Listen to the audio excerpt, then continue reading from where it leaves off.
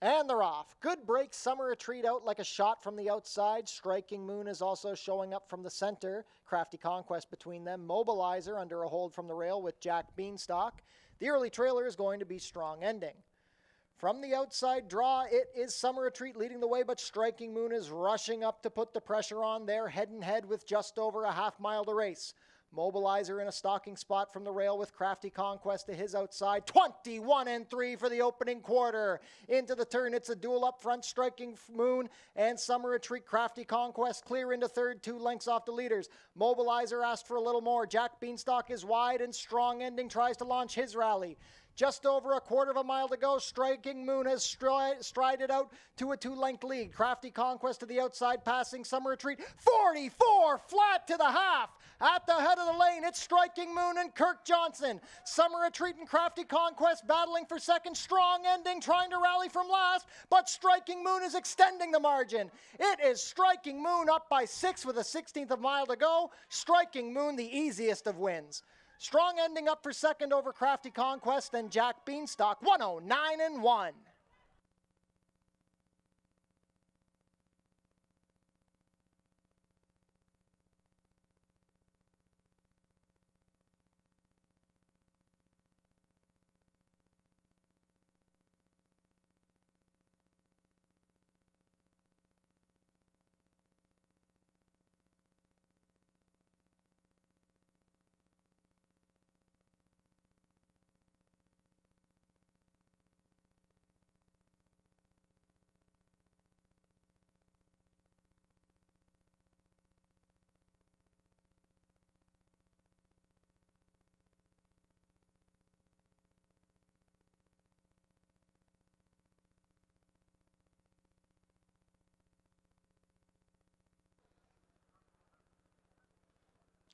And they're off. Bait and Switch broke slowly.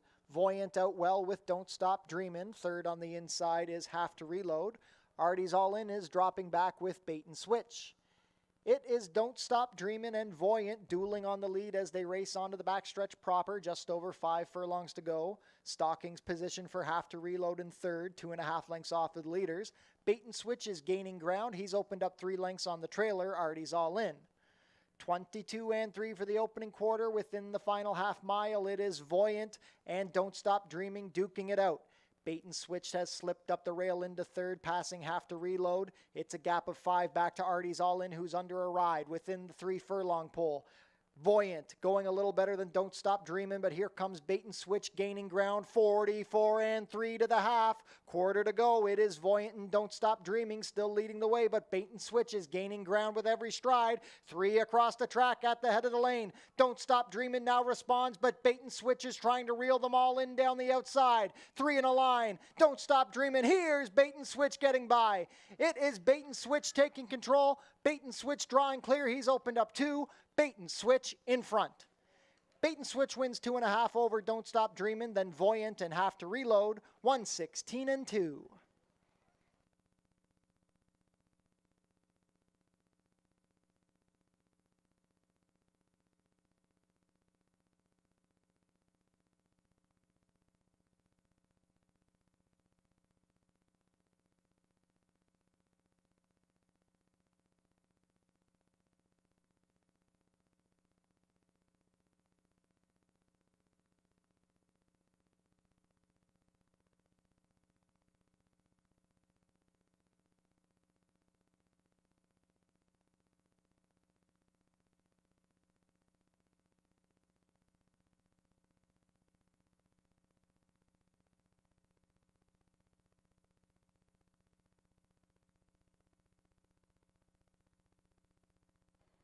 All in line.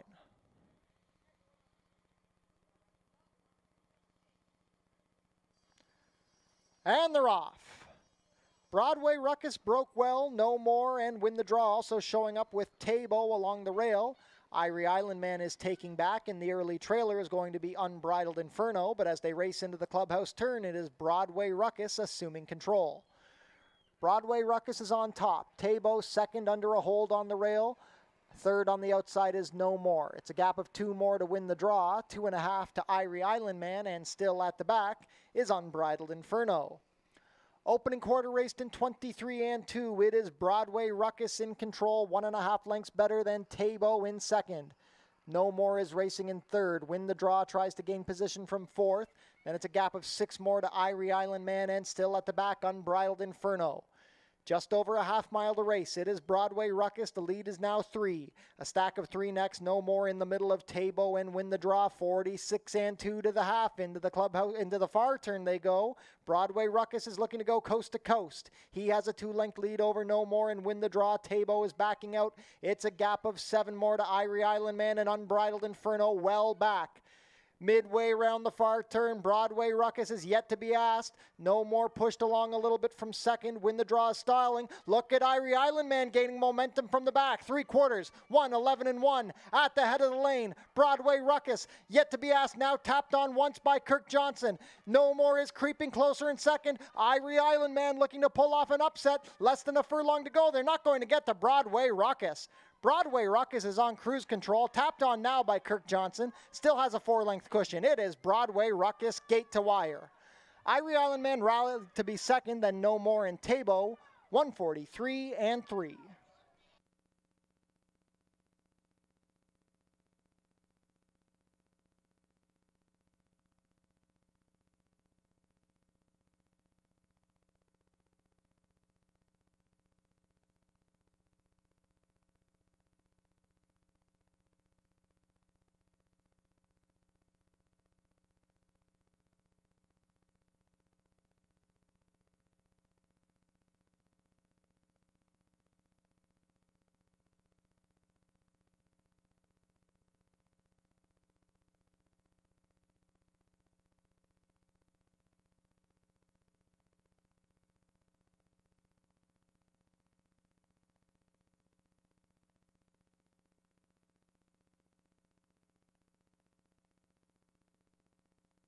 All set. And they're off. A good start. Crumlin Bird is showing speed from the outside. The Wildest Treasure looks for position. Seeds of Grandeur up the rail. 6 across the track as they go into the turn. They're all looking for the lead. It is Crumlin Bird, a narrow advantage, Silent but Violent. Rain by Rain and Savvy Sister between horses. Seeds of Grandeur is taking back along the rail with a Wildest Treasure to her outside. The whole field of 6 is gapped by about 3 lengths. Into the backstretch they go. It is Crumlin Bird. Rain by Rain taken back to the pocket now. Savvy Sister second on the outside. 3 deep, Silent but Violent. 23 and 1 for the quarter. Seeds of Grandeur is saving ground from the back with a Wildest Treasure on the outside. Midway down the backstretch, Crumlin Bird at 3 to 5 is now cruising a length better than Savvy's Sister. Rain by Rain is third on the inside of Silent but Violent. Seeds of Grandeur at the back. A Wildest Treasure tries to get going between horses. Half mile, 46 and 2 into the turn. It's Crumlin Bird, 1.5. Rain by Rain advancing on the inside of Savvy's Sister. A Wildest Treasure splitting them. Silent but Violent is done on the back with Seeds of Grandeur. 1/4 mile to go. It is Crumlin Bird. She's opened up 2 and yet to be asked. A Wildest Treasure is into second. Rain by Rain third. Savvy's Sister tired. Seeds of Grandeur trying to rally. Crumlin Bird is getting stronger as the race gets longer. She's up by 7 in the final furlong. Crumlin Bird in an absolute romp here. Crumlin Bird is coasting home, going to win by 6. A Wildest Treasure second. The battle is for show between Seeds of Grandeur and Rain by Rain. Seeds of Grandeur gets in front for that spot. 125 flat.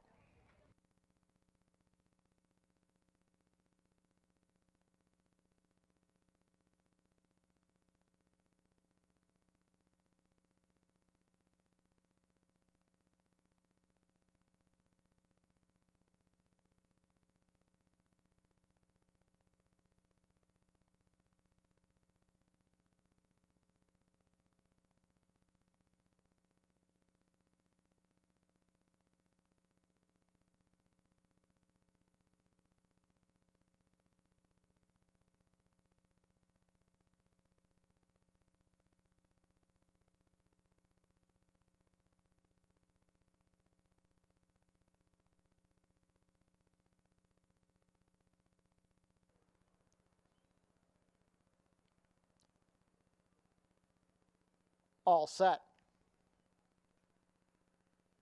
And they're off. Action Point broke sharply, Justin's Way showing up from the inside, and here comes Wilberforce with a rush from the outside draw. It is Wilberforce leading the charge. Justin's Way second on the inside. Action Point back to third, being passed now by Victory March. Then we have Morning Thoughts, and at the back, 7 is a Breeze. Justin's Way slips up the inside to take the lead, a half length better than Wilberforce. Victory March gaining ground on the outside. The opening quarter was 23-3. That's moderate with the wins at their back. Stalking spot, 4th and 5th for Action Point and Morning Thoughts, and then it's a gap of 6 more to 7 is a Breeze.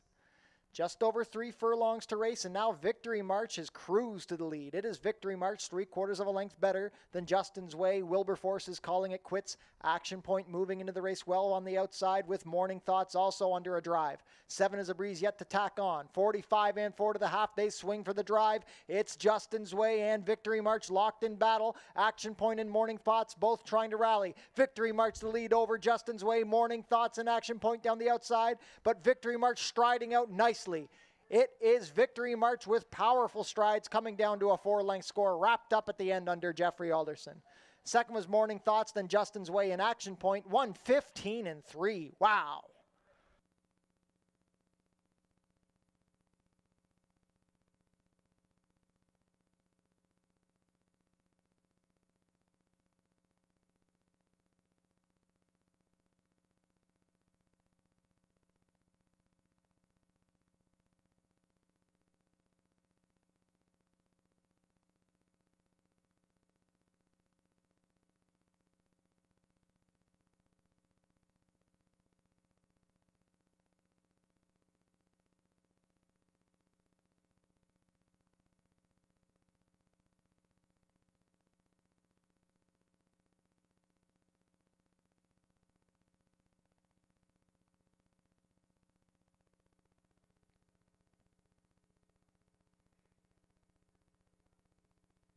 And they're off.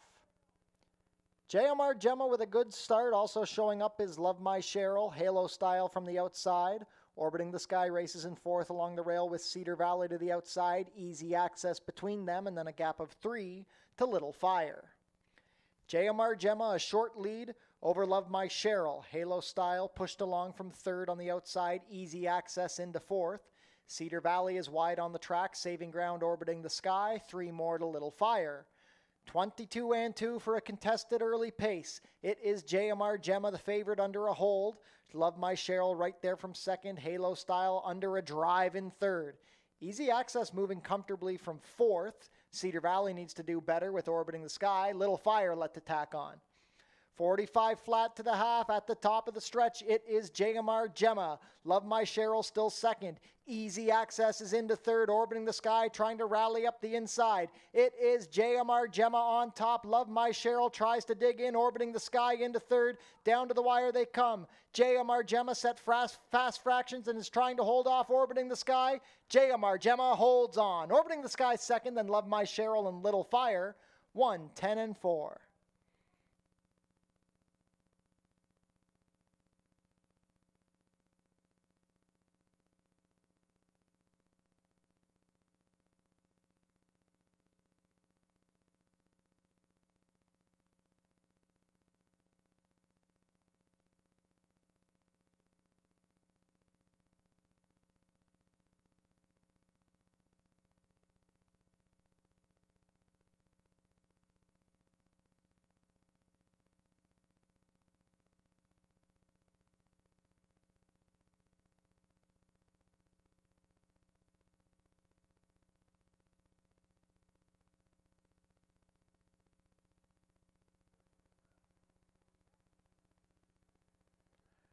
And they're off.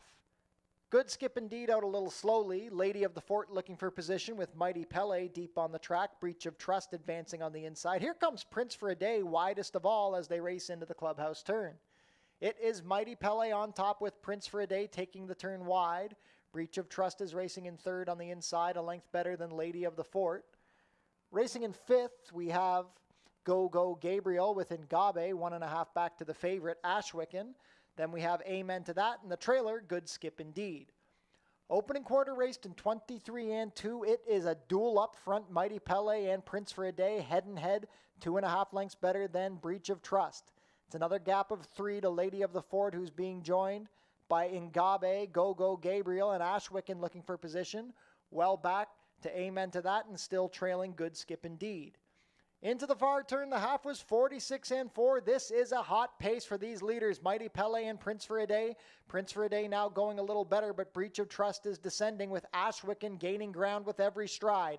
Ngabe, Lady of the Fort, Go Gabriel, then at the back are Amen to That and Good Skip Indeed at the head of the lane. Breach of Trust is gaining on Prince for a Day. Ashwickan third, passing Mighty Pele. It is Breach of Trust. Can he finally get this maiden win? Breach of Trust and Sunny Singh. Ashwickan not doing enough. It is Breach of Trust and Sunny Singh. 14 starts the charm. Breach of Trust on top. Prince for a Day a game second after that speed duel. Then Ashwickan and Mighty Pele. 125-2.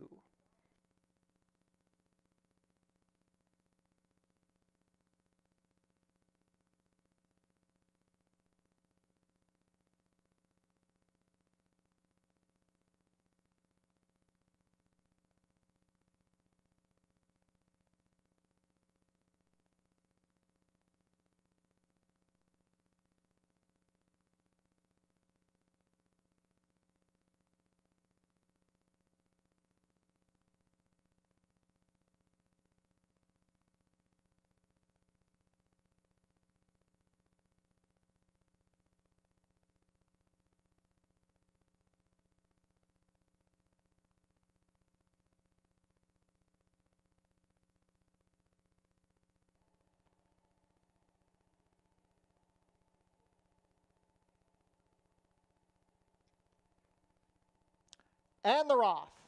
Once Upon a Serenade missed the start. Opeachy showing speed from the outside. Einvar sold that, blasting out with the blinkers on. Diamond Heist also forwardly placed, and up the rail is Bust a Groove. Bust a Groove and Einvar sold that, dueling for the early lead. Diamond Heist is taking back into third. Opeachy fourth on the outside after that sharp break. On the inside, advancing after the slow start, Once Upon a Serenade. Tonka Wakan racing between horses. At the back, Get Ready, Set Fire, and Le Grand Garçon. Opening quarter, 22-1 into the sunset turn they go, and Bust a Groove has opened up 2 lengths on Einvar sold that, pushed along at 3-5. Diamond Heist cruises into second, moving nicely. It's a gap of 4 more to Tonka Wakan. Opeachy and Once Upon a Serenade well back to Le Grand Garçon and Get Ready, Set Fire. 45 flat to the half at the head of the lane. It is Bust a Groove taken on now by Diamond Heist. Diamond Heist takes the lead on the outside of Bust a Groove. Einvar sold that, needs to do better at 3-5. Well back to the rest of them. It is Diamond Heist and Ishmael Mascara striding out nicely. Diamond Heist going on to a 5-length score. Einvar sold that up for second over Bust a Groove. Then Tonka Wakan, Opeachy, and Le Grand Garçon in a photo for fifth for the jackpot high 5. 1-10-1.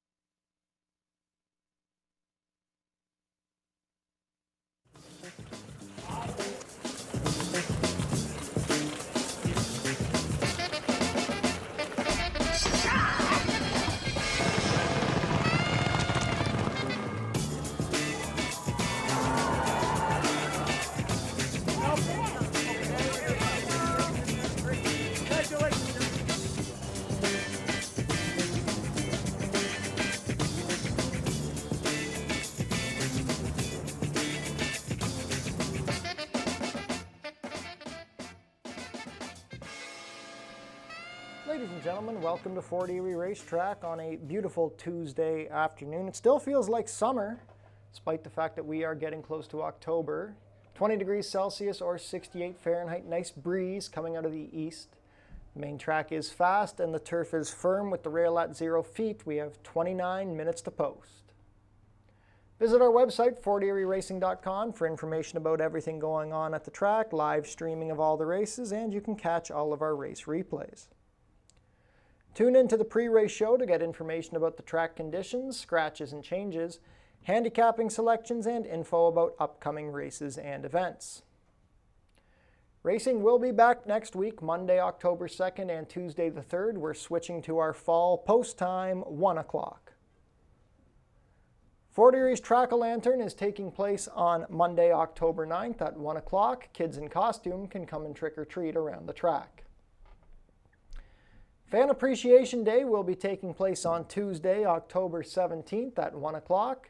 It's the final live racing day of the season. We're going to have prize draws, free programs, and much more going on. Head down to the Paddock Shack for burgers, hot dogs, sausages, fries, and poutine, plus beer and soft drinks, located near the walking ring. Be sure to book your table in the Turfside Dining Room, open on live racing days. Reservations are recommended. The Homestretch Bar and Tiki Barbecue are closed for the season. They will be reopened on Track-A-Lantern Day. Treat your team to an exciting day at the races. It's only $13.25 per person. The track pack includes one food item, one drink, and a Fort Erie live racing program. For more information, go to our website. Become a member of HPIBet.com today. Get $100 when you bet $100, plus your first bet is on us. Tune into your TV Niagara for the Fort Erie Race Replay Show, Channel 700, Thursdays at 10:30 and Saturdays at 10. Pick 4 and Pick 5 pools are guaranteed at $10,000 here at Fort Erie Racetrack. The Pick 5s kick off in races 1 and 4. Pick 4s in races 2 and 5. Smoking is allowed in designated areas only at Fort Erie Racetrack. No food or beverage are allowed in these areas, and no cannabis is permitted on the property. Coming up next are today's changes. In the first race, we have a rider change on the number 3, Whisper Me a Song. Make the rider Kirk Johnson. He will be 1 pound over at 118. In race 2, a rider change on the number 7, Gunzig Stinger. Make the rider Jeffrey Alderson. In race 3, rider change on the number 3, Crumlin Experience. Make the rider Brandon Boulanger. No changes in race 4. In race 5, we have an overweight on the number 3, Tequila's Melody, or a rider change on the number 3, Tequila's Melody. Make the rider Amanda Vandermeersch. Correct the weight to 117 pounds with a single bug. And an overweight on the number 8, Secret Sunshine, 2 pounds over at 122. No changes in race 6. In race 7, we have a rider change on the number 8, Flat Out Angel. Make the rider Ishmael Mascara. He will be 4 pounds over at 124. Stewart scratch the main track only, number 11, Veliki. In race 8, the rider on the number 1, Sovereign Tail, is to be announced. Pierre Mailhot will not be riding. Vet scratch the number 2, only at midnight.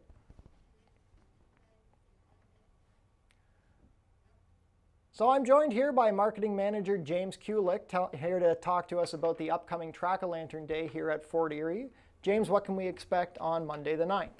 Well, it's a brand new event that we're launching this season. It's called Track-A-Lantern, and these have become kind of popular events with parents and kids for a lot of different reasons. One is that, as a parent myself, I've come to realize kids' costumes are not all that cheap. So it's kind of nice to be able to get a little bit more use out of it than just the one time on Halloween, right? You want to get those photos of your little one having fun. So this is another chance to put your kid in that costume, go out, have some fun, get some, make some memories, and have some cute photos to walk away with.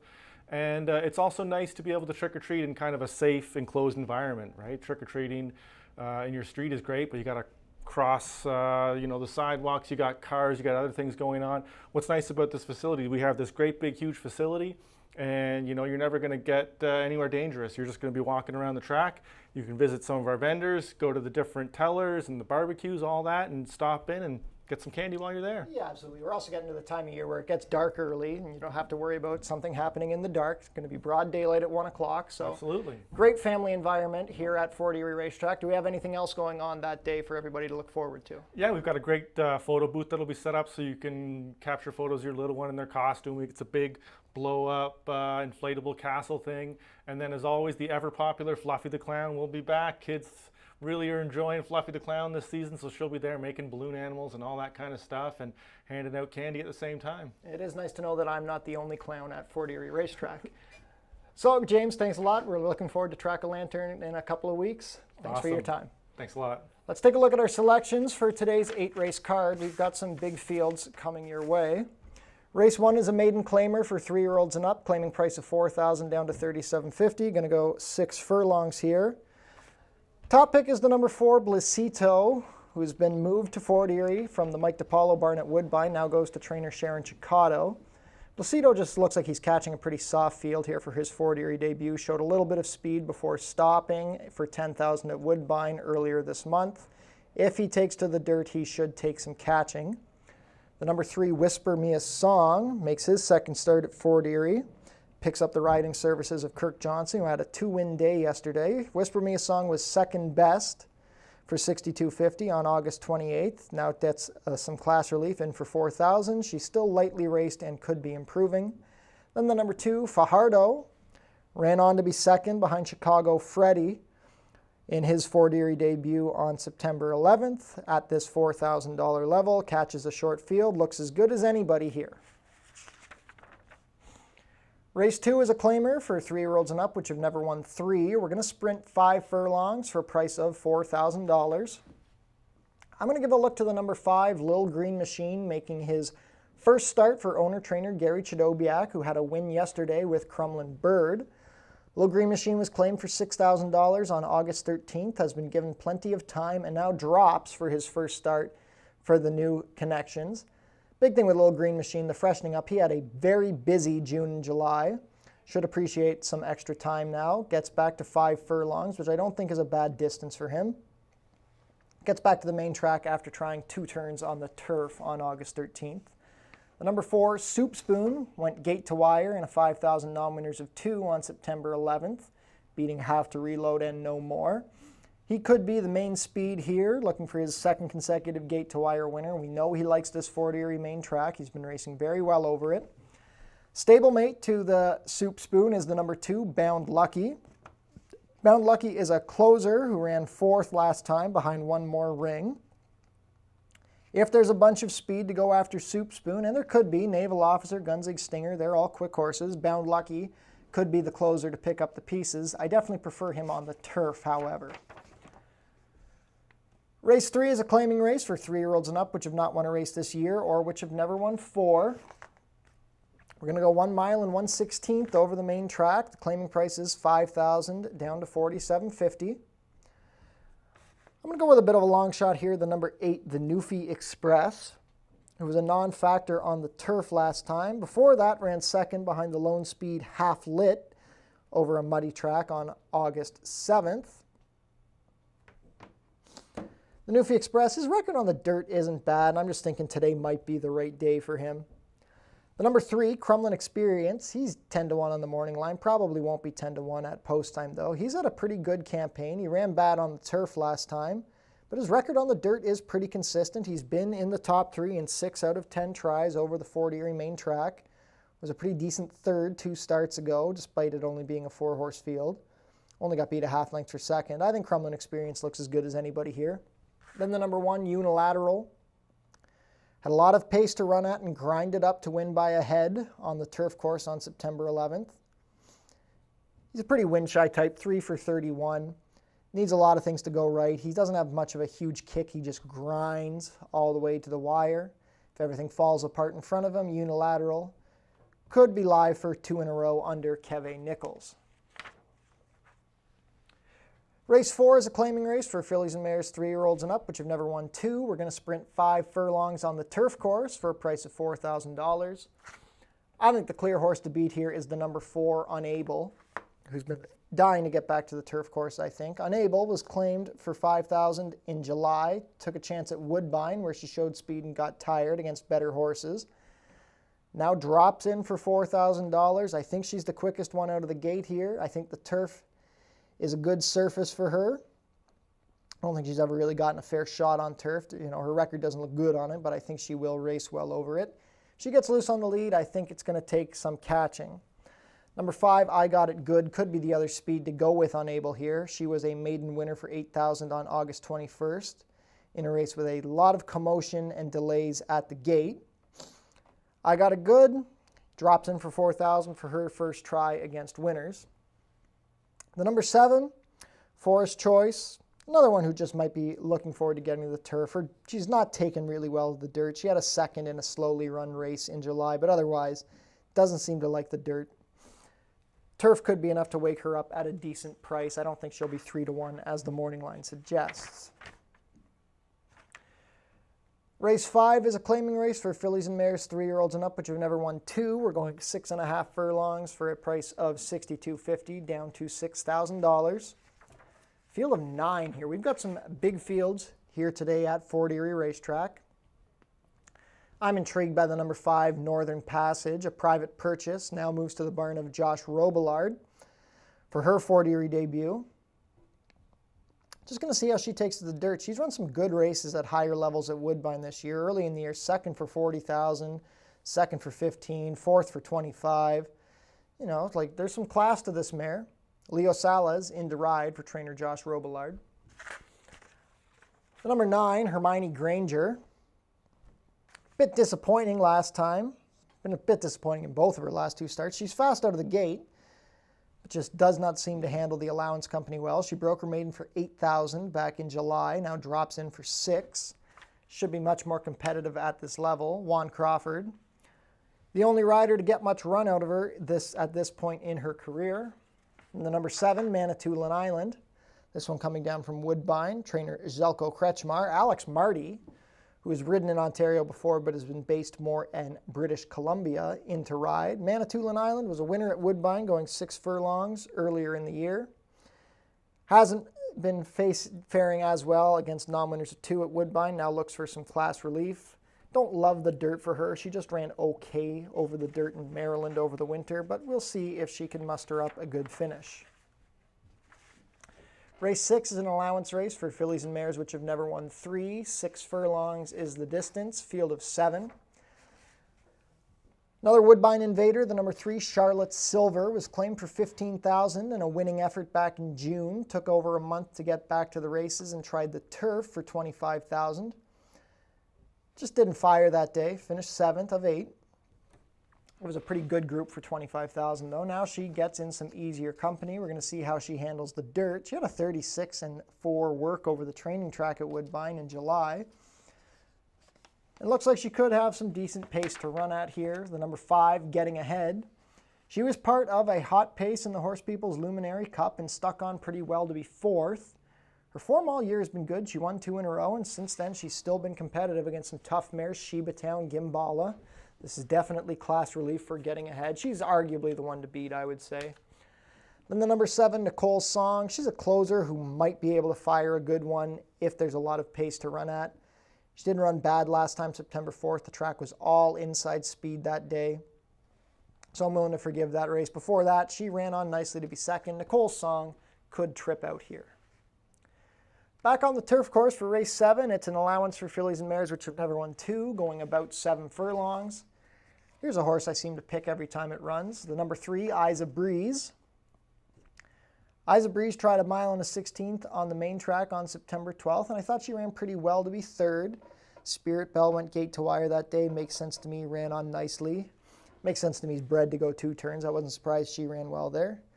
Isa Breeze should like the about 7 furlong distance. She has some breeding to handle the turf. Her sister, A Broken Breeze, was a decent turf mare at Woodbine, a Better Breeze, turf winner at Woodbine. So I'm going to see if Isa Breeze, in her second try with blinkers, could be the one to beat here.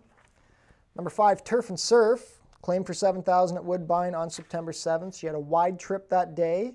The winner was alone on the lead, and the second place finisher was a big class dropper. So that's a pretty good effort.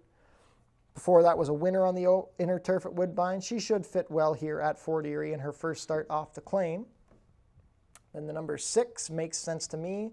As we mentioned, made a nice run to be second in the same race that Isa Breeze exits. Going to see how this daughter of Street Sense takes to the turf. She has run on turf before, but it was earlier in her career at Woodbine against obviously tougher company.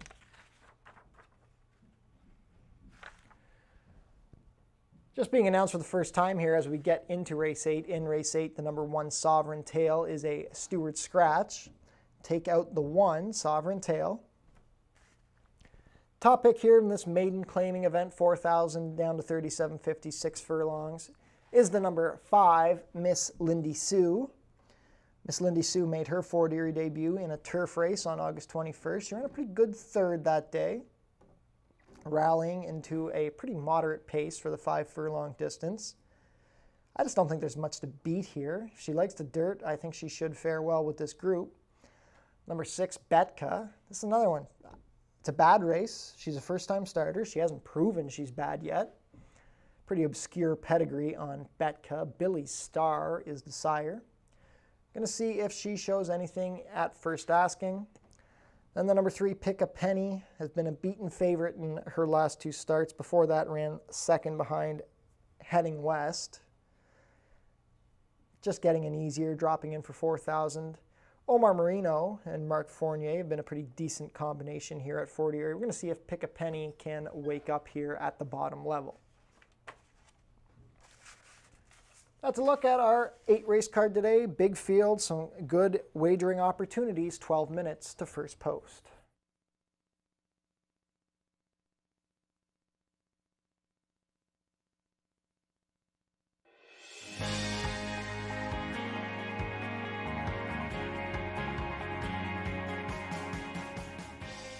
It's easy to make a bet on HPIBet.com. Follow these simple steps and you'll be betting in no time.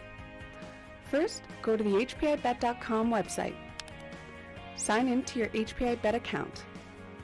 Find the track and race you want to bet on. Click on the Place Bet button. Click on the bet type you want to wager with. Click on the amount you want to wager. Click on the horse you want to wager on. Click on the green Place Bet button. Review your bet confirmation information. It's all done. Remember, all this can be done on most mobile devices. Now cheer on your pick to victory.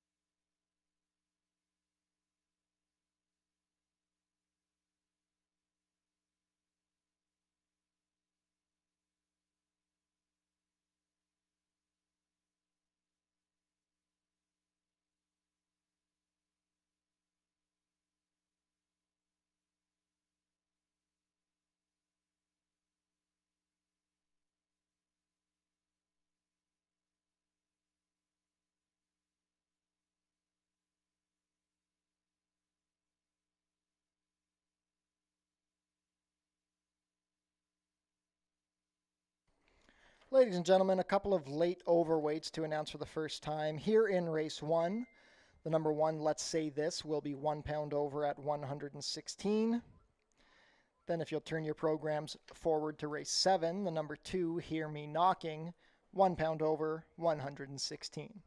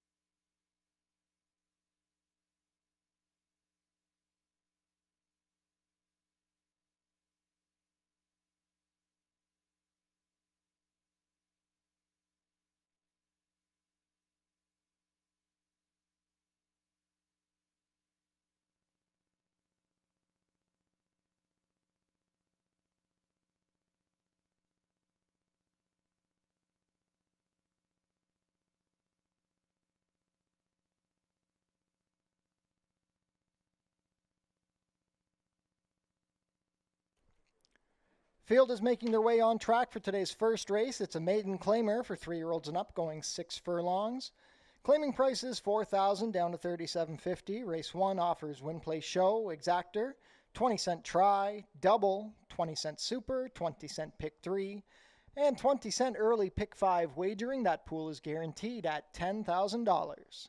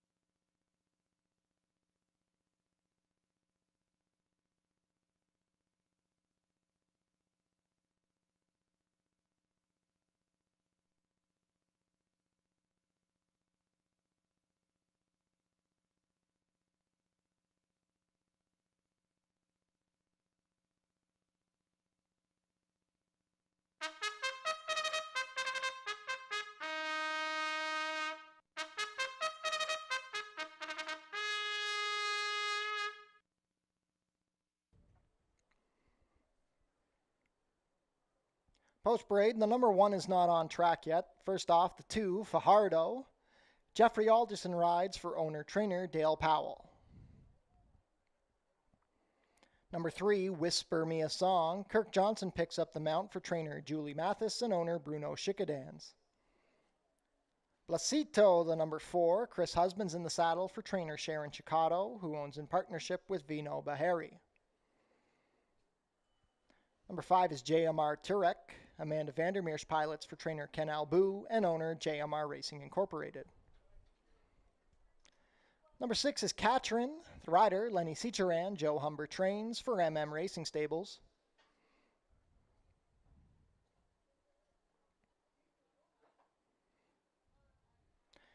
And now we'll look at the number 1, Let's Say This. Alexis Sanchez will ride for trainer Joe Humber, the owner, Joy Elkins. 2 minutes to post for race 1, $10,000 guaranteed pick 5 begins here.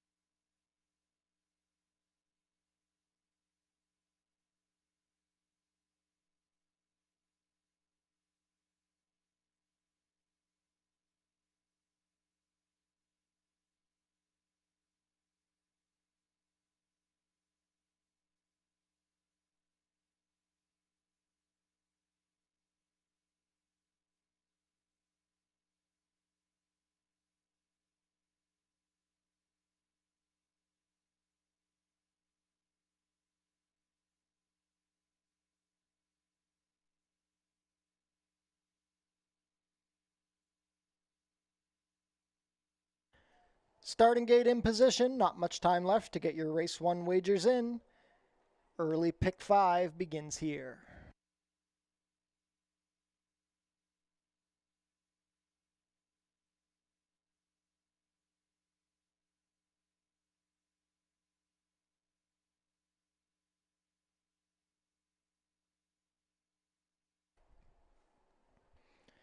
Field for race 1 is approaching the starting gate. It is now post time. 7-5 favorite is the number 3, Whisper Me a Song. 2-1 second choice, the 4, Blasito. 5-2 on the number 2, Fajardo. Field of 6 to open up this late afternoon card at Fort Erie. Just a reminder that next week we switch back to our 1 o'clock fall post time. First to load is Let's Say This, Alexis Sanchez aboard.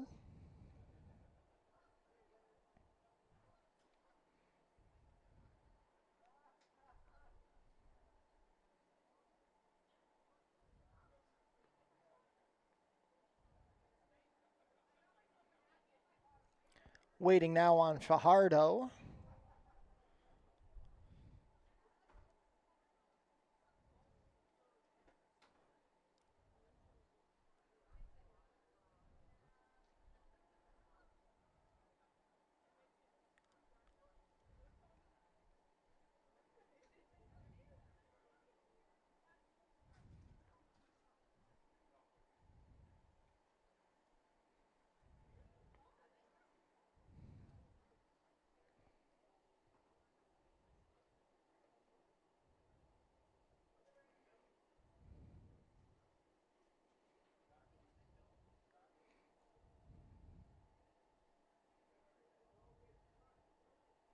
Fajardo with Jeffrey Alderson come up.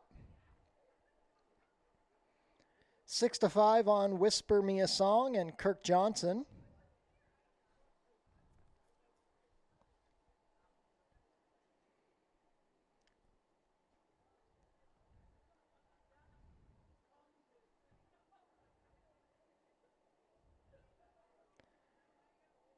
Whisper Me a Song with some assistance from the starting gate crew.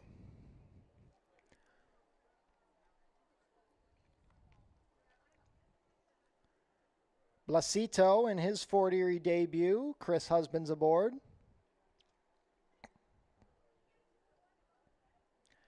JMR Turek and Amanda Vandermeersch.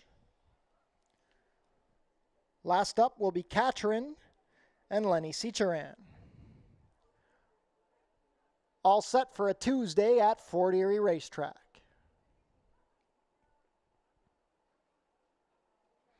And they're off. Let's Say This broke a little slowly. JMR Turek out well. Fajardo looking for position on the inside. Deep on the course is Katrin. Then we have Blasito stalking 3 lengths off the pace. Whisper Me a Song is 5th, and it's a gap of 4 to Let's Say This. They begin to string themselves out now. Fajardo has taken the lead, a length and a half better than JMR Turek. A gap of 2 back to Katrin in 3rd. Whisper Me a Song ahead better than Blasito, and still at the back, Let's Say This. The opening quarter was 22-1. They go into the far turn, 3 furlongs to race, and it is Fajardo now being taken on again by JMR Turek. Katrin at 45-1 is 3 lengths off the lead. Whisper Me a Song 4th. At the back, Blasito, and Let's Say This. Just over a quarter a mile to go. The half was 45-3. They swing for the drive, and it is Fajardo and JMR Turek head and head at the top of the lane. Whisper Me a Song down the far outside. Katrin along the inside. Not doing anything from the back. Blasito, and Let's Say This. JMR Turek has taken the lead with less than a furlong to go. It is JMR Turek and Amanda Vandermeersch. Whisper Me a Song trying to rally, but JMR Turek going to pull off a 10-1 upset to open up the day. 3 lengths to better than Whisper Me a Song. A photo for 3rd between Fajardo and Blasito. 1:11-3.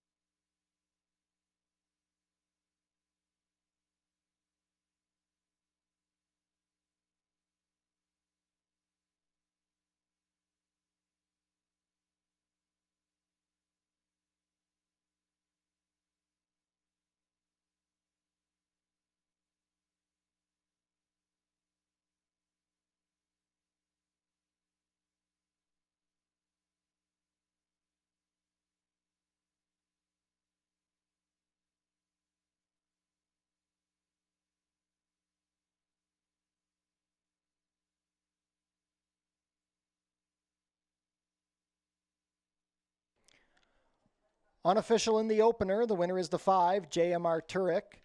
Second, number 3, Whisper Me a Song. Third, number 2, Fajardo. And fourth is the 4, Blasito. Unofficial race 1 order, 5-3-2-4.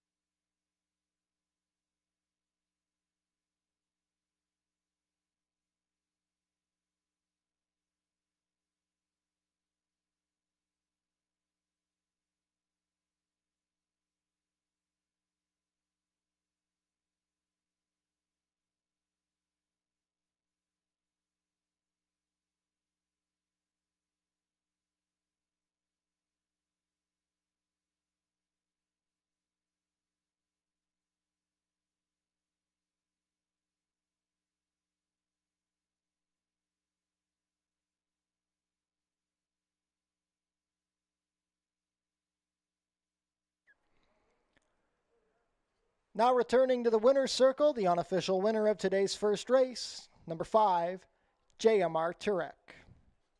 JMR Turek, a 3-year-old dark bay or brown gelding by Turfisti, out of JMR Gucci. Bred here in Ontario by John Mell Stables, JMR Turek was ridden to victory today by Amanda Vandermeersch, trained by Ken Albu for owner JMR Racing. JMR Turek breaks the maiden in attempt number 4, completing the 6 furlongs in a time of 1:11:3. Hold all tickets until race 1 is made official.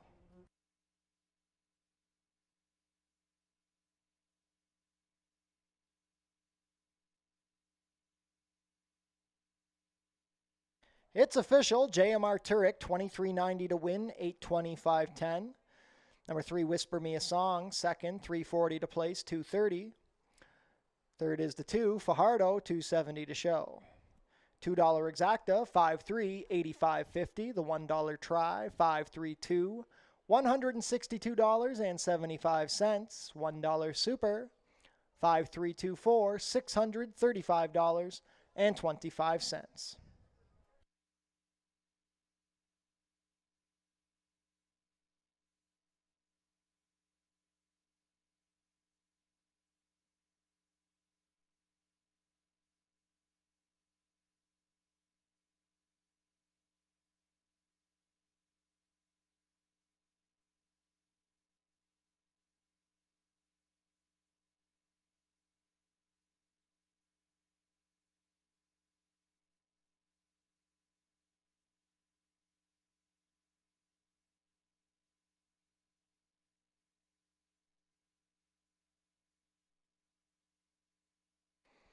On screen now, the show photo for race 1.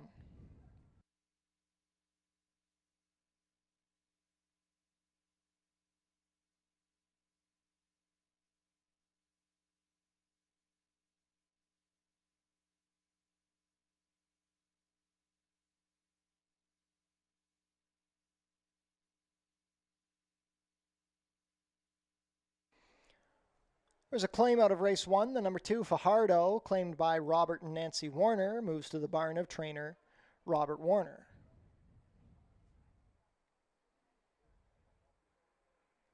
Changes for race 2, a rider change on the number 7, Gunzig Stinger. Make the rider Jeffrey Alderson. 17 minutes to post.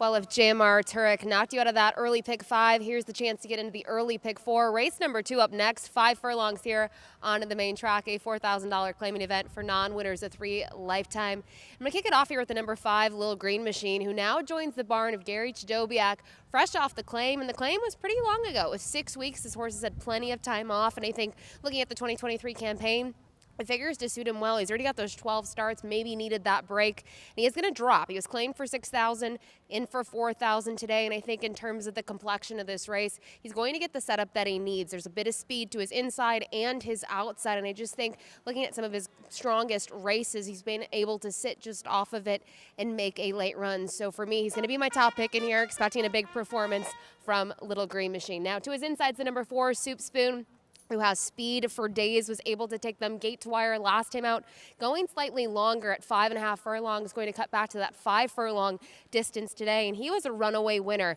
He got an easy lead. It was uncontested. He ended up winning by 3 lengths, and it was nice to see him kind of snap that streak of going off favored and not being able to get the job done. I think he had some excuses, though, in some of his other races. And he's faced nice horses, such as Jamaican Jimmy, who came back to win next out. So he's got a live shot in here. And if he does get lonely on the lead, I think he could be very dangerous and has the ability to take them gate to wire. But a horse that may press him is the number 6, Naval Officer. This one in the Joan Mitchell barn was 3rd last time out behind Unilateral, who was able to circle that field in that turf event. And he ended up getting bumped up, this horse, Naval Officer. There was a disqualification of the technical second-place finisher, Sensible Portions. And I think when you look at how the winner won and how this one was able to try to take this on the front end, it was very different trips, and Unilateral somehow was able to get by them all in the end. He's going to get back, though, onto the main track today, cut back in distance. And when you look at one of his wins this season, I should say, back on July 10th, he was very speedy. No one touched him early on. I just think there could be the potential for a little bit of a pace setup in here, which is why I went to the number 5, Little Green Machine. Best of luck here in race number 2.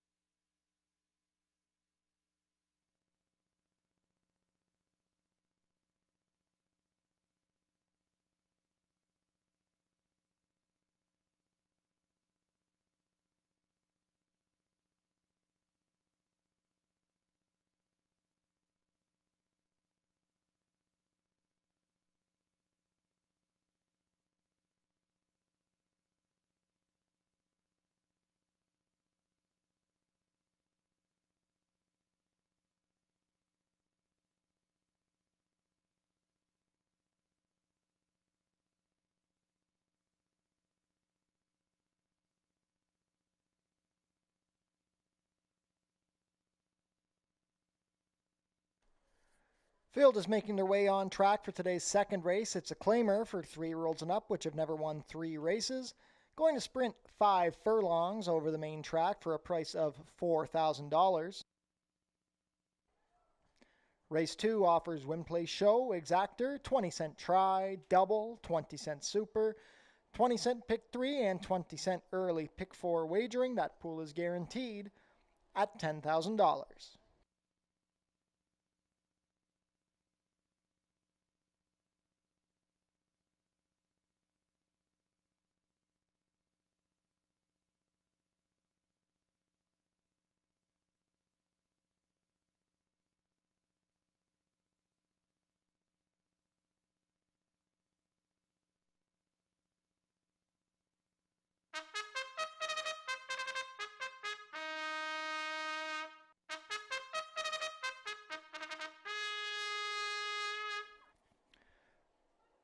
Post Parade, number 1 is Royal Biz. Lenny Seacheran rides for trainer Joe Humber and owner Robert Elkins. Number 2, Bound Lucky. Chris Husband's in the saddle for trainer Sharon Chicato, who owns in partnership with Vino Bahari.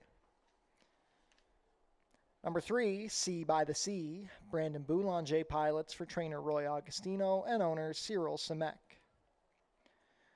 Mary Biamont owns the 4, Soup Spoon. Leo Salas rides for trainer Sharon Chicato. Number 5 is Little Green Machine. Kirk Johnson rides for owner-trainer Gary Chadobiak. Naval Officer, the number 6, Mark Lee Buchanan, has the call for trainer Joan Mitchell and owner Linda Lippy. Completing the field, number 7 is Gunzig Stinger. Jeffrey Alderson picks up the mount for trainer Claudia Rabstein and owner John Grinsteins. 2 minutes to post for race 2. $10,000 guaranteed early pick 4 begins here.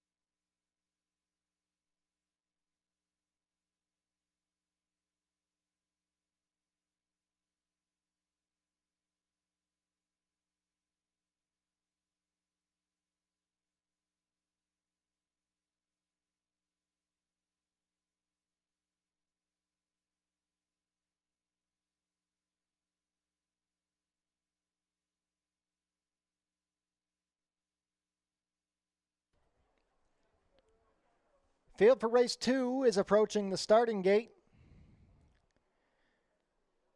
$10,000 guaranteed early pick 4 begins here. It is now post time. 3 to 5 favorite is the number 4 Soup Spoon. 7 to 2 on the 5 Lil Green Machine. 5 to 1 now on the 2 Bound Lucky. 5 furlong dash to kick off the early pick 4 today.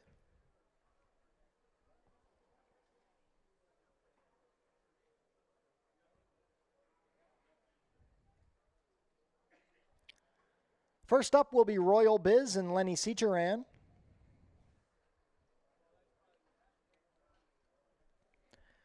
Bound Lucky and Chris Husbands to gate 2. Sea by the Sea, Brandon Boulanger, with the cheek pieces on. Soup Spoon, Even Money under Leo Salas. Lil Green Machine, Kirk Johnson. Naval Officer with Mark Lee Buchanan. Last in will be Gunzig Stinger and Jeffrey Alderson. All in line. And they're off. Good start. Naval Officer showing speed with Royal Biz along the rail. Also showing up is Lil Green Machine from the middle, and Soup Spoon taking back now is Bound Lucky. Gunzig Stinger is wide on the track, and the early trailer, Sea by the Sea. Down the backstretch and into the far turn they go, clustered pace. Soup Spoon ahead better than Royal Biz with Lil Green Machine right down there next from the 3 path. It's a gap of 3 more to Naval Officer, Gunzig Stinger, then Bound Lucky, and Sea by the Sea continues to trail. Opening quarter, 22 flat, and it is now Soup Spoon being hounded by Lil Green Machine as Royal Biz begins to back away. Getting going from the outside, Gunzig Stinger is passing Naval Officer, still at the back, Bound Lucky, and Sea by the Sea. Down the stretch they come, and Soup Spoon has opened up 2 lengths on Lil Green Machine. It is Soup Spoon and Leo Salas extending the margin, rallying from the back, Bound Lucky, but they're not going to get to Soup Spoon. Soup Spoon wins wrapped up. Bound Lucky in for second, then Sea by the Sea and Gunzig Stinger, 58 and 2.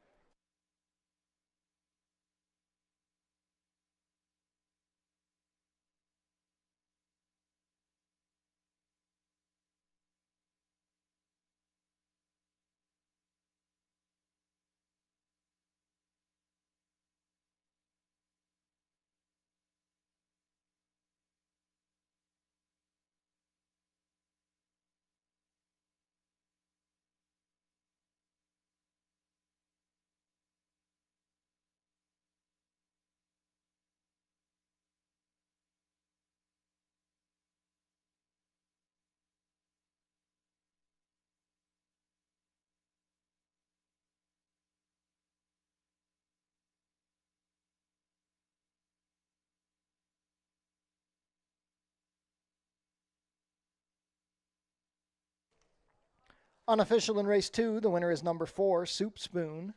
Second to 2, Bound Lucky. 50 to 1 shot third, 3, Sea by the Sea. Fourth is the 7, Gunzig Stinger. Unofficial race 2 order, 4-2, 3-7.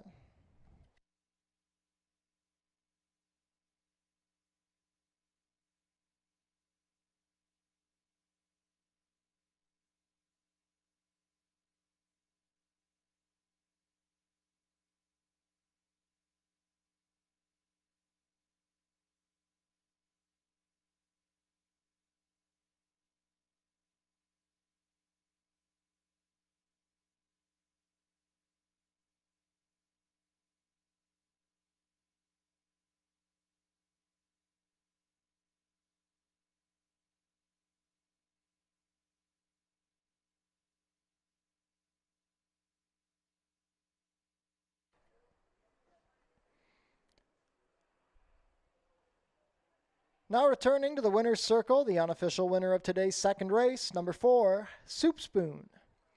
Soup Spoon is a 4-year-old chestnut gelding by Jimmy Creed, out of Beauty for Ashes, bred in Indiana by Southern Chase Farm, Karen Dodd, and Greg Dodd.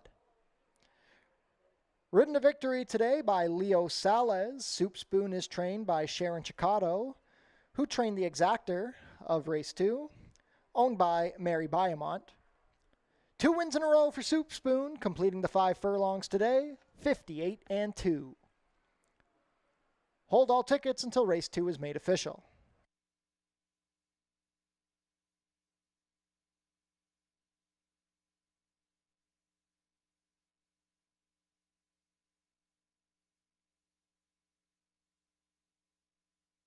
Race 2 is official.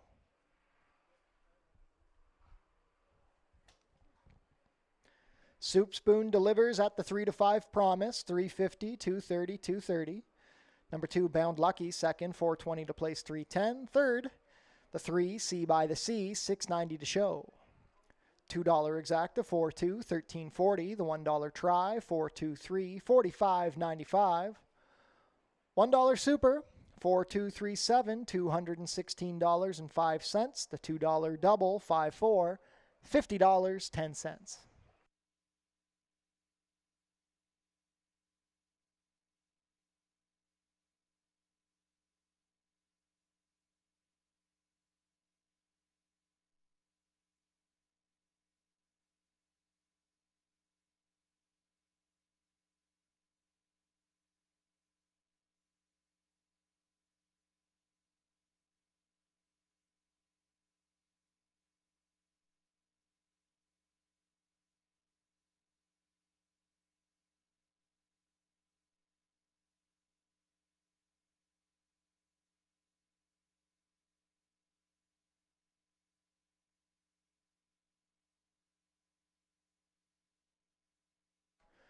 Racing is back next week at Fort Erie, Monday, October 2nd, Tuesday, October 3rd. We are changing to our 1 o'clock fall post time.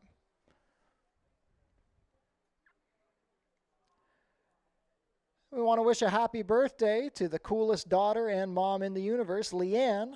Happy birthday, Leanne. From all of your friends and family here at Fort Erie Racetrack.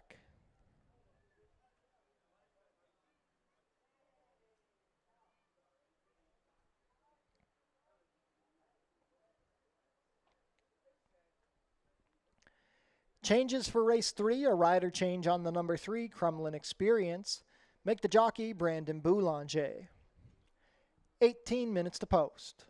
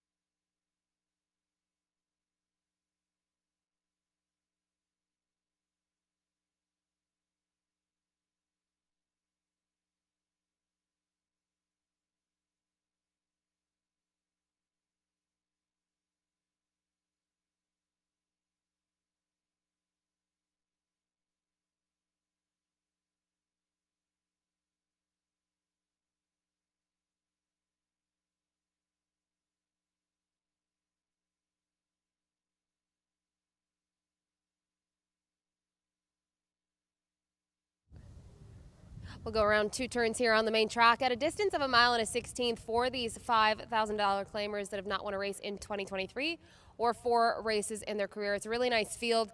I'm going to kick things off here with the outside runner, the number 8, the Newfie Express. This one on the Josh Robillard barn. I think he had some excuses last time out. He really didn't fire. It was a turf race, and in his career, he's just 1 for 16 on the turf. But I'm going to key in on his dirt races, specifically those dirt routes. We saw one of those 2 starts back when he was simply second best behind Halflit, who's a horse that's shown a lot of speed throughout his career.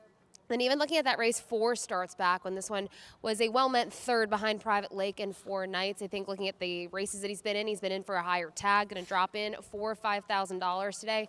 And maybe that will be the difference maker here. I also like to see Chris Husbands booked to ride this one. And he's got a nice work coming in here, a nice 5 furlong drill, So I make him my top pick in here. I think there's a couple others to look at. The number 2 Hiatus could be very intriguing from a pace perspective. This is a horse who, when you look at his races last year, he really got rolling late in the meet. You can see towards the bottom of your past performances, August 29th of 2022, he had a win going 1.16 miles, and then followed that up with another win around 2 turns. And since then, he hasn't been to the winner's circle. He's hit the board in half of his starts. But when we start to kind of dive into his past performances, especially his most recent dirt route at today's distance, he went fairly quick early on, 23-3, 46-4 to that opening half mile. And I think when you go that quick, it's kind of going to work against you. But he ended up being second best in there behind AI Initiative, who was able to capitalize on those swift fractions and make a late move to get the job done. So I'm wondering if now, stretching back out in distance, if he could get to the front here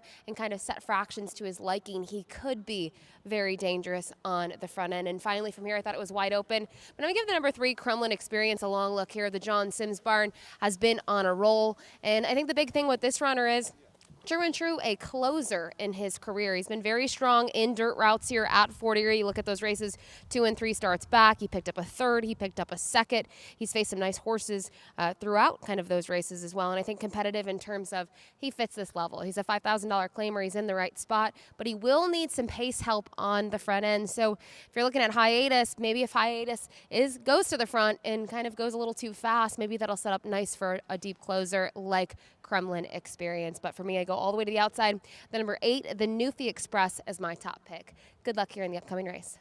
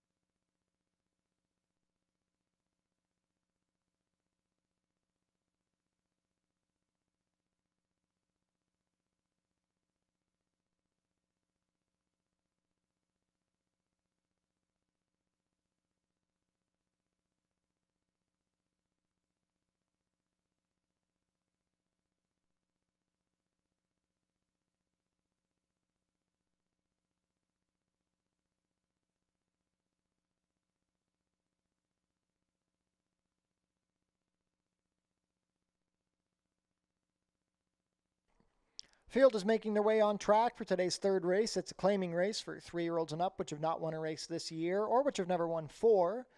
Traveling 1 mile and 1/16 for a claiming price of $5,000 down to $47.50. Race 3 offers win, play, show, exactor, 20-cent try, double, 20-cent super, and 20-cent pick 3 wagering.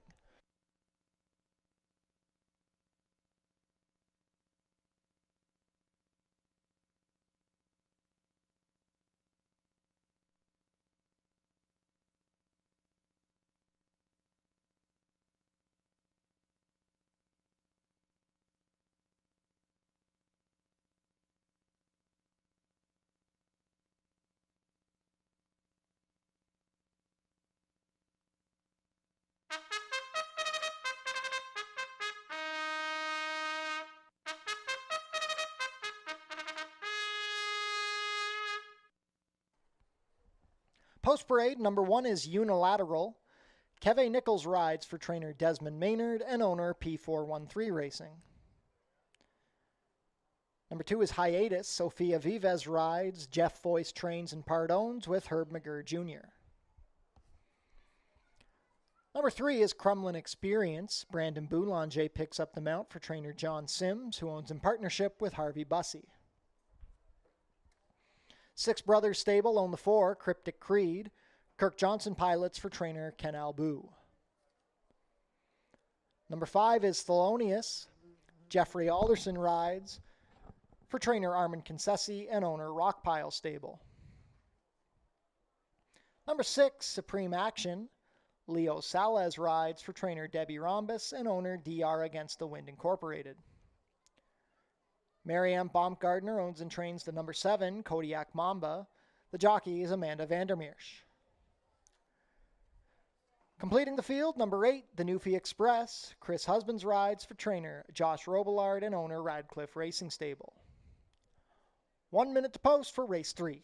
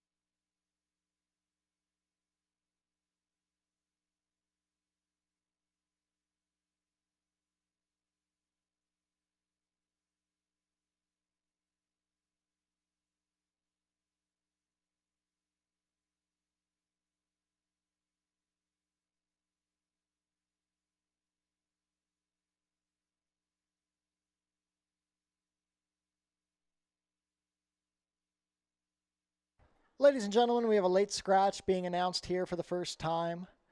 By order of the track veterinarian, take out the number 6, Supreme Action. Number 6, Supreme Action, a late vet scratch here in race 3. All win, play, show, exactor, try, superfecta, and double starting in race 3. Wagers on the 6, Supreme Action will be refunded. There will be a consolation double on the double that began in race 2. And if you were live on Supreme Action in any live pick 3, pick 4, or pick 5 wagers, you will inherit the post-time favorite. Once again, that is a late vet scratch of the number 6, Supreme Action. Not too much time left to get your race 3 wagers in.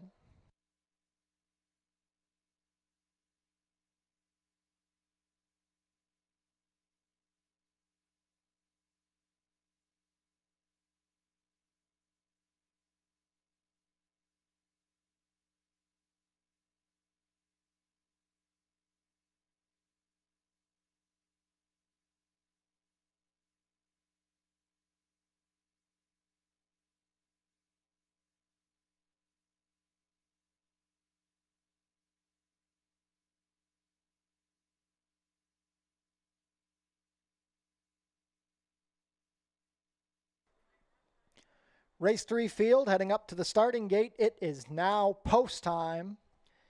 Even money favored is the 2, Hiatus. 7-2 on the number 8, the Newfie Express, now 3-1. There's a trio at 7-1 vying for third favoritism. As we begin loading for the third. First up will be Unilateral and Keve Nichols, a last out winner. Hiatus at even money with Sofia Vives.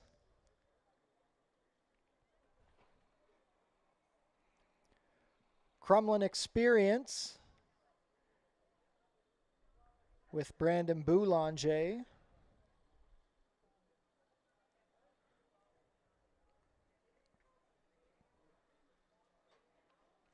Cryptic Creed, Kirk Johnson. Thelonious with Jeffrey Alderson. 4-5 now on Hiatus.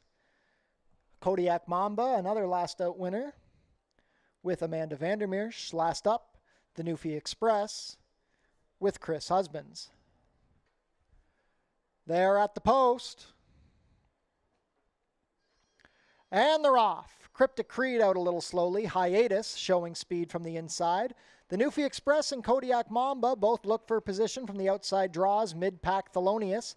Crumlin Experience going to save ground with Cryptic Creed, and the early trailer will be Unilateral.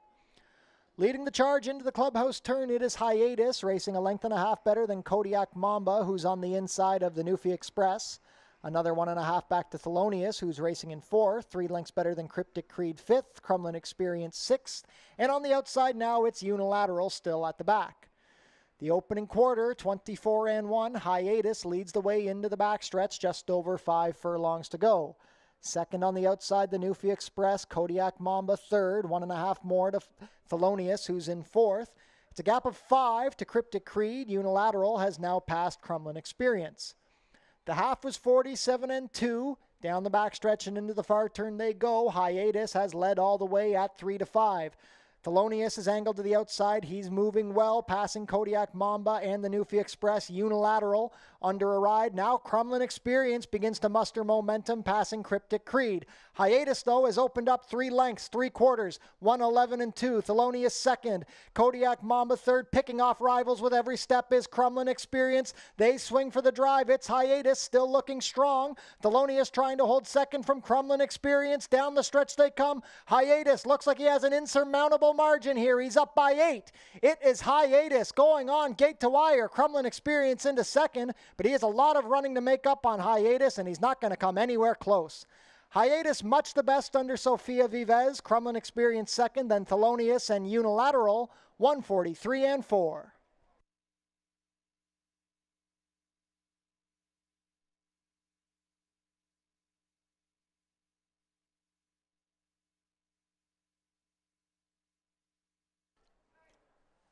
Unofficial in race 3, the winner is number 2, Hiatus. Second is the 3, Kremlin Experience. Third, number 5, Thelonious, and fourth, number 1, Unilateral. Unofficial race 3 order, 2-3-5-1.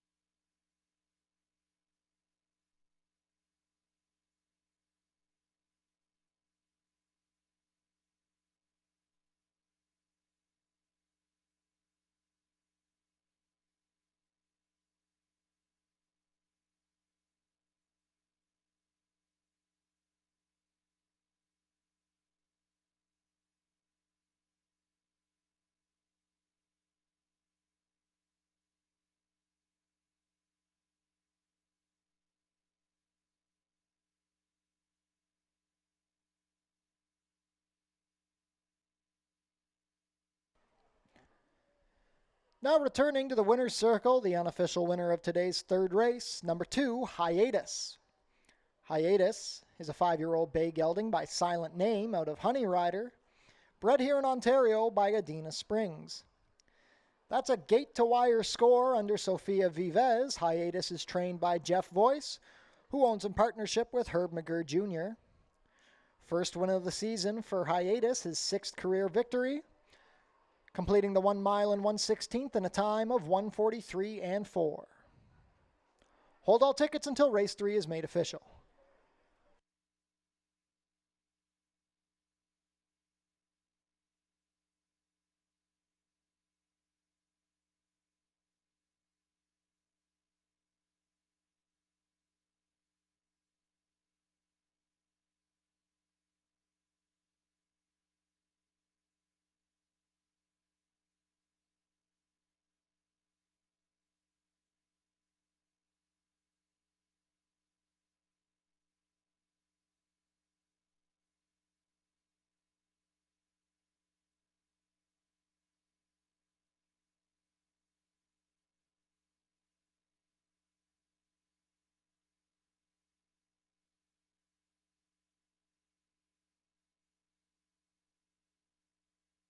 It's official. Hiatus, 340, 240, 230 to show. Number 3, Kremlin Experience second, 490 to place, 310. Third is the 5, Thelonious, 410 to show. $2 exacta, 2-3, $12 even. The $1 try, 2-3-5, 24.60. $1 super, 2-3-5-1, $68.60. $2 double, 4-2, 560. The consolation double with the late scratch number 6, 340. And the $1 pick 3, 57.40.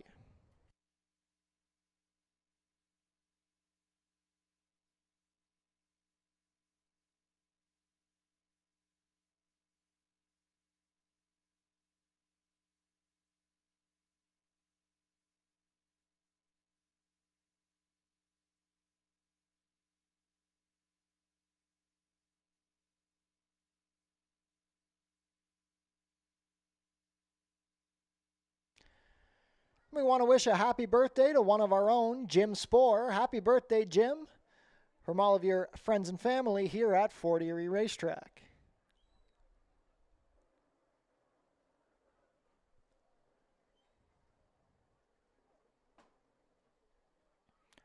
Race 4 coming your way in 16 minutes. There are no changes.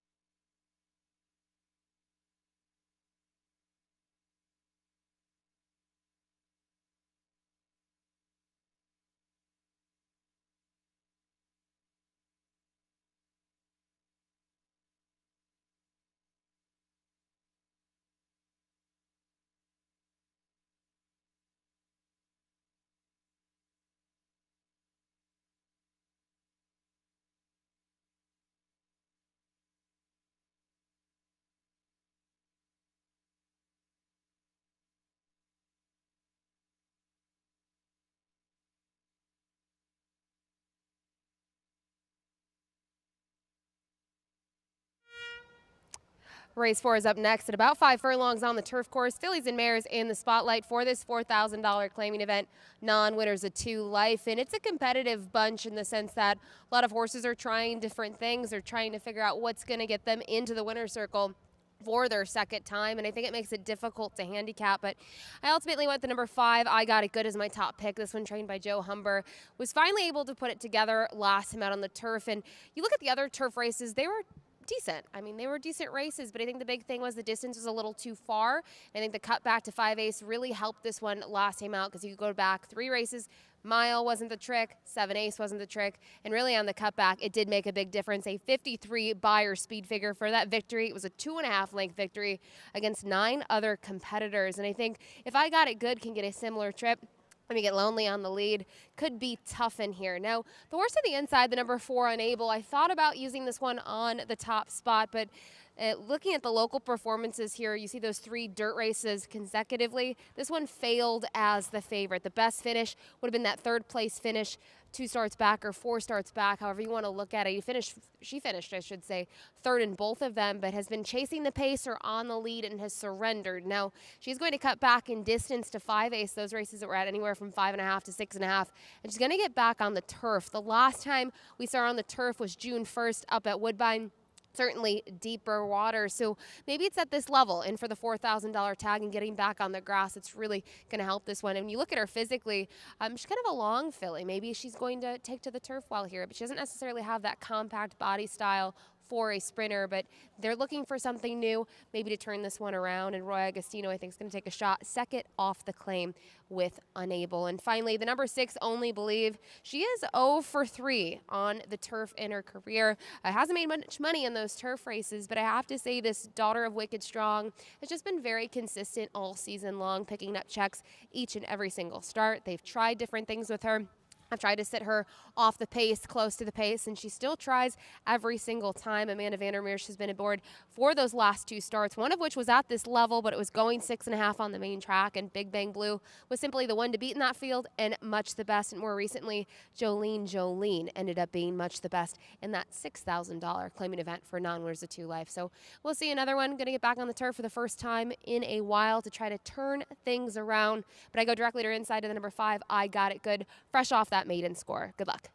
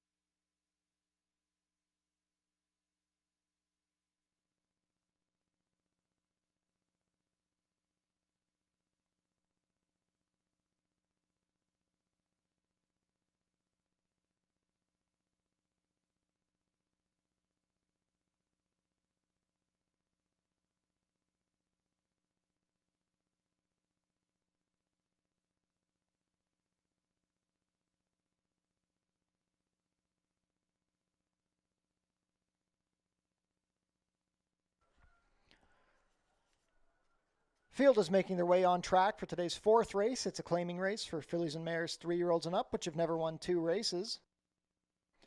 Going to sprint 5 furlongs over the turf course for a price of $4,000. Race 4 offers win, play, show, exactor, 20-cent try, double, 20-cent super, 20-cent pick 3, and 20-cent late pick 5 wagering with a pool guaranteed at $10,000.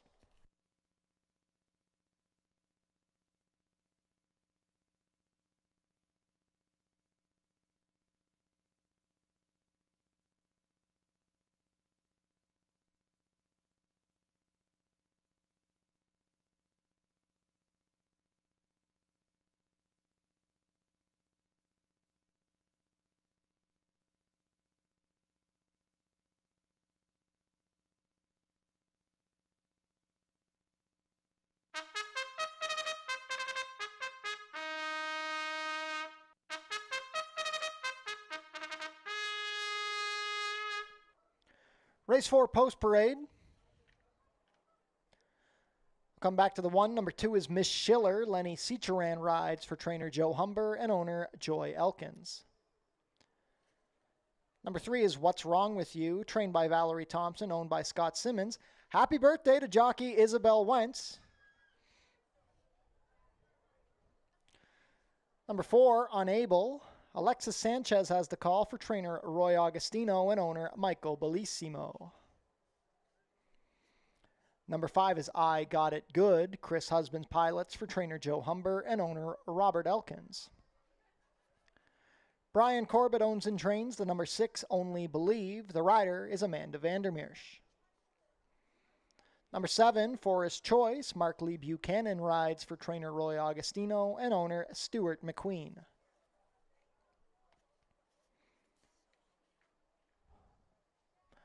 On screen now, the number 1, Tangerine Twist. Melanie Pinto rides for trainer Julie Mathis and owner Bruno Schickadans. $10,000 guaranteed late pick 5 begins here in race 4.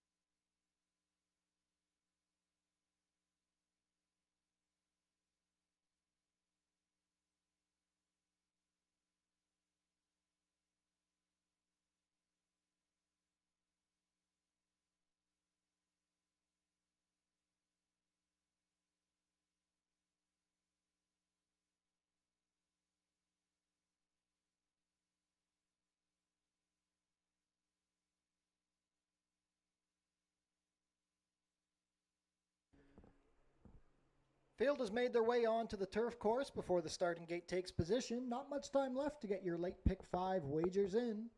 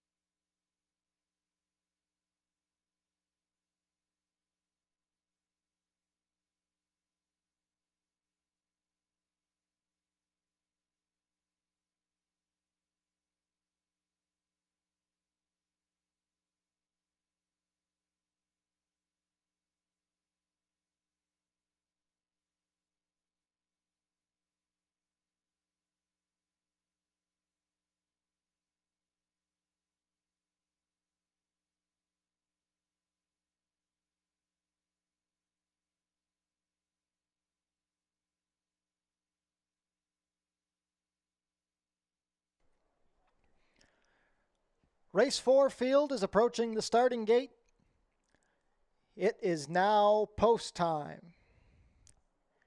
8-5 choice is the number 4, Unable. 5-2 on the 5, I Got It Good. 9-2 on the number 7, Forest Choice. $10,000 guaranteed late pick 5 kicks off here in this turf sprint for fillies and mares. First to come up will be Tangerine Twist and Melanie Pinto.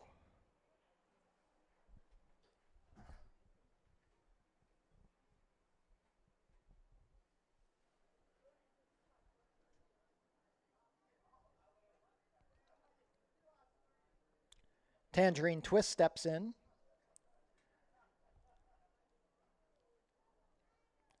Miss Schiller with Lenny Seacheran.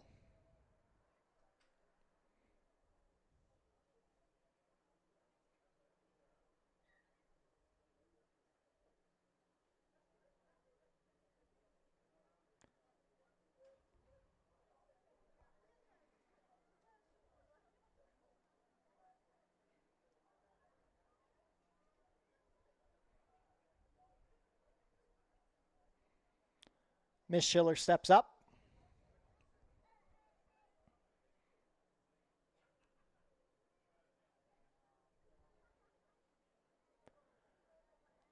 Not quite ready with Miss Schiller yet.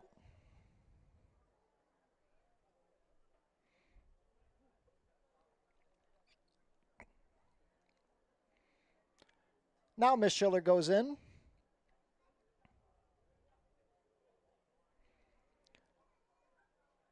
What's Wrong With You? Birthday girl Isabel Wentz. 6-5 on Unable with Alexis Sanchez.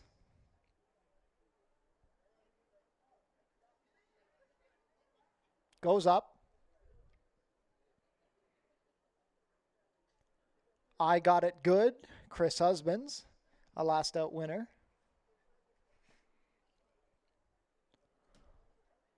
Only Believe with Amanda Vandermeersch.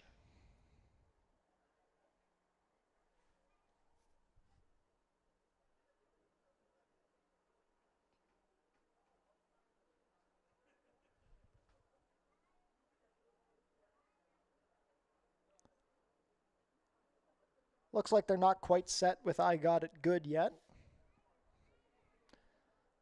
Now they're bringing up Only Believe.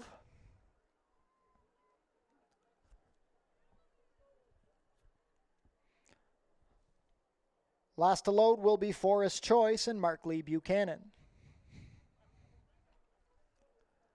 They're all in line. And they're off. I Got It Good broke sharply. Forest Choice showing speed from the far outside. Tangerine Twist along the rail. It's a gap of 3 to Miss Schiller, Unable. Then at the back, Only Believe and What's Wrong With You. Forest Choice sprinted out to a length and 3/4 lead. I Got It Good second on the outside of Tangerine Twist. Miss Schiller fourth, about 3 lengths off the leaders. Then we have Unable racing on the outside of What's Wrong With You. Only Believe trails the field. 22-4 for the quarter. It is Forest Choice, a neck better than I Got It Good. Gap of 2 more to Tangerine Twist. Miss Schiller gaining ground on the outside. Here comes Unable to launch her rally as they swing for the drive. Forest Choice still with a short lead over I Got It Good. Plenty of room up the rail for Tangerine Twist. Unable tries to get going down the far outside. It is Forest Choice looking to go gate to wire. I Got It Good right there. Forest Choice. I Got It Good. I Got It Good sticks the head in front. Forest Choice is trying, but I Got It Good is going better. I Got It Good a length. It's going to be a photo for place between Tangerine Twist and Forest Choice. Then Unable, 58-3.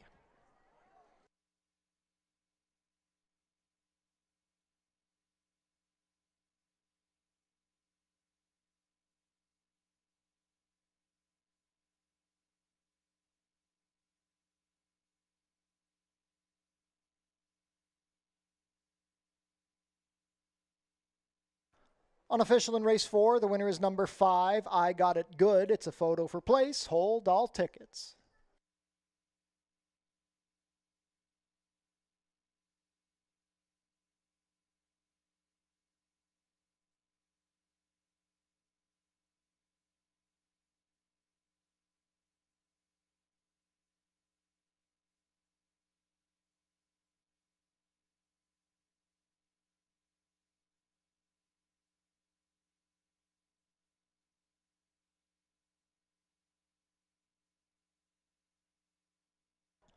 In the place photo, it's the 1 Tangerine Twist over the 7 Forest Choice.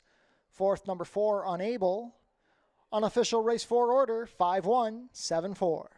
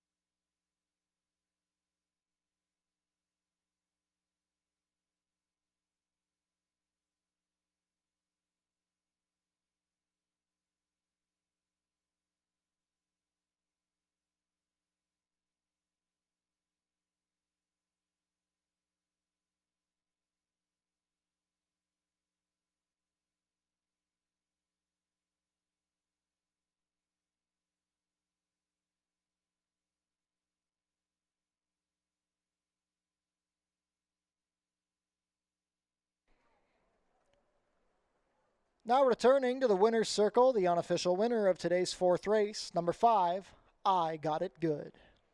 4-year-old Dark Bear Brown filly by Mr. Scotty out of One Way Express, I Got It Good, was bred here in Ontario by Bruno Chickadans.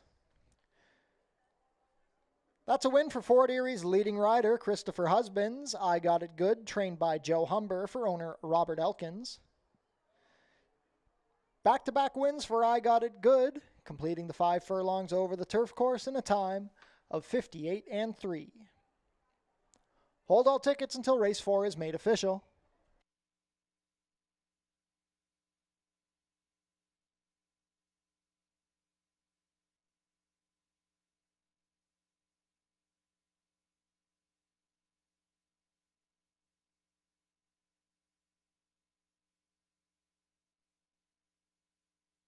It's official. Prices are up. I Got It Good. $6.30 to win. $3.40, $2.50.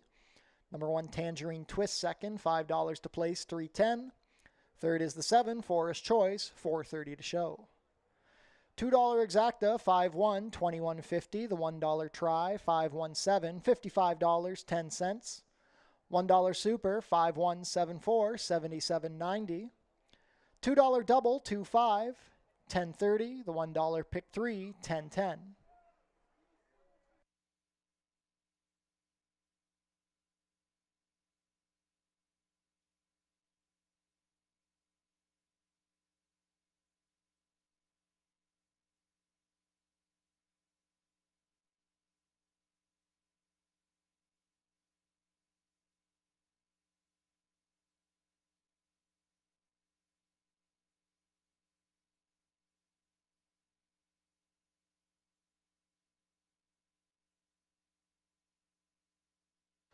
On screen now, the place photo for race 4.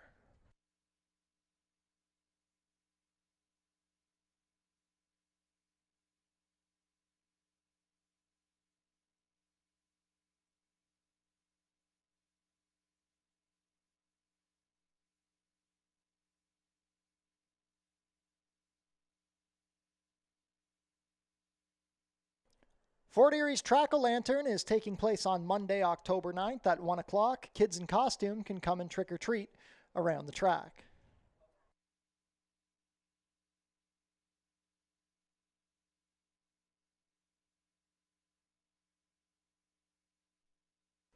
Changes for race 5, a rider change on the 3, Tequila's Melody. Make the rider Amanda Vandermeer correct the weight to 117 pounds with a single bug. Overweight on the 8, Secret Sunshine, 2 pounds over at 122. 17 minutes to post.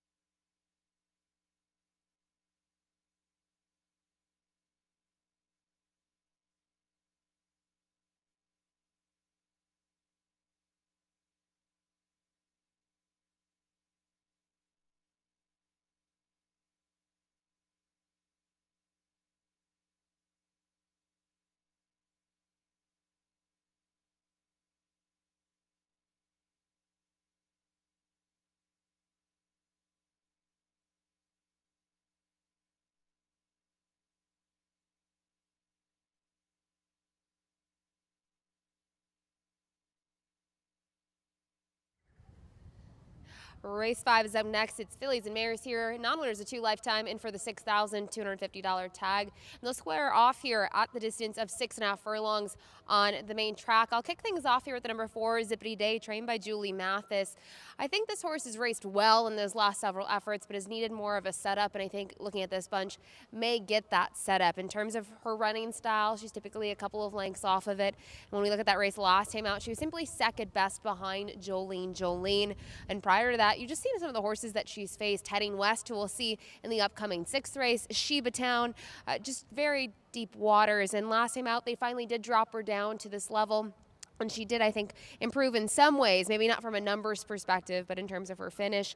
And I'm actually very excited to see her back on a fast track. I wonder if last time out that had something to do with it as well. But she was simply second best. We'll see what she can do here. Chris Husband's set to ride. Directly to inside is a 4-year-old daughter of Shackleford. That's the number 3, Tequila's Melody. This one of the Claudia Rabstein barn. Was able to put it all together in start number 5. Was able to graduate while in for that $7,000 tag at today's distance. And just watching some of her other races, I feel like she's shown some potential in her second career start. Really nice second. She's simply second best in that race.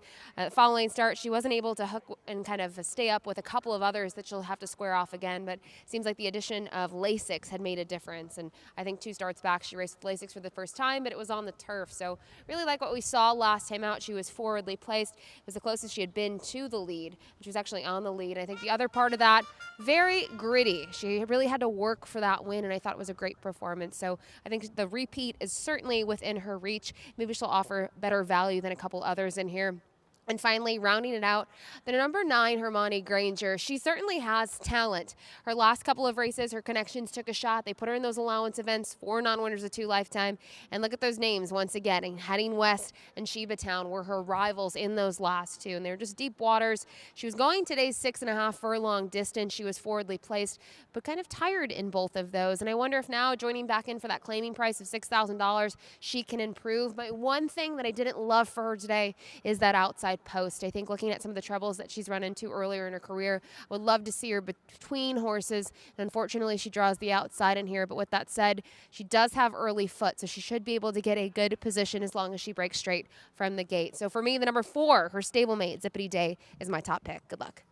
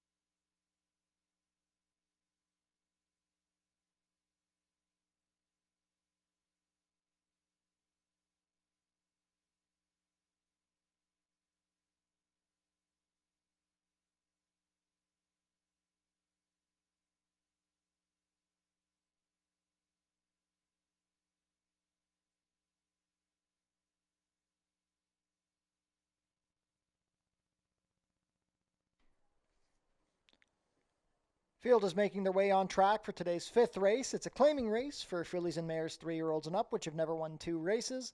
Going to go 6 1/2 furlongs, claiming price of $62.50 down to $6,000.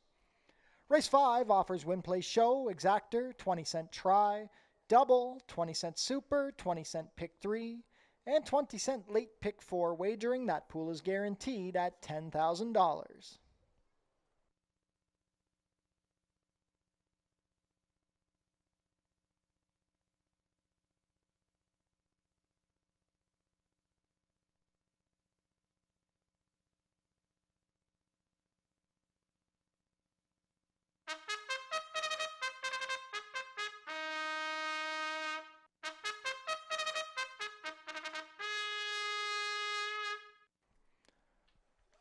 Post parade, number 1 is Honey's Diamond. Ishmael Mascara rides for trainer Danny Wills and owner Tucci Stables. Number 2 is Merida Men. Melanie Pinto has the call for trainer John Mattini and owner Realm Racing Stables. Tequila's Melody, the number 3. Amanda Vandermeers picks up the mount for trainer Claudia Rabstein and owner David Tomlinson. Number 4 is Zippity Day. Chris Husband's in the saddle for trainer Julie Mathis and owner David Mathis. Number 5 is Northern Passage. Leo Salas rides for trainer Josh Robillard and owner Michael Chung. Number 6 is Miss Molly Lalou. The rider is Mark Lee Buchanan. Roy Augustino trains for owner James Fleming. Zelko Kretschmar owns and trains the number 7, Manitoulin Island. The rider is Alexander Marti. Number 8, Secret Sunshine. Brian Shane pilots for trainer Roy Augustino and owner Even Steven Stables Limited. Rounding out the field, number 9, Hermione Granger. Juan Crawford will pilot for trainer Julie Mathis and owner Bruno Schickadans. 1 minute to post for race 5. $10,000 guaranteed late pick 4 begins here.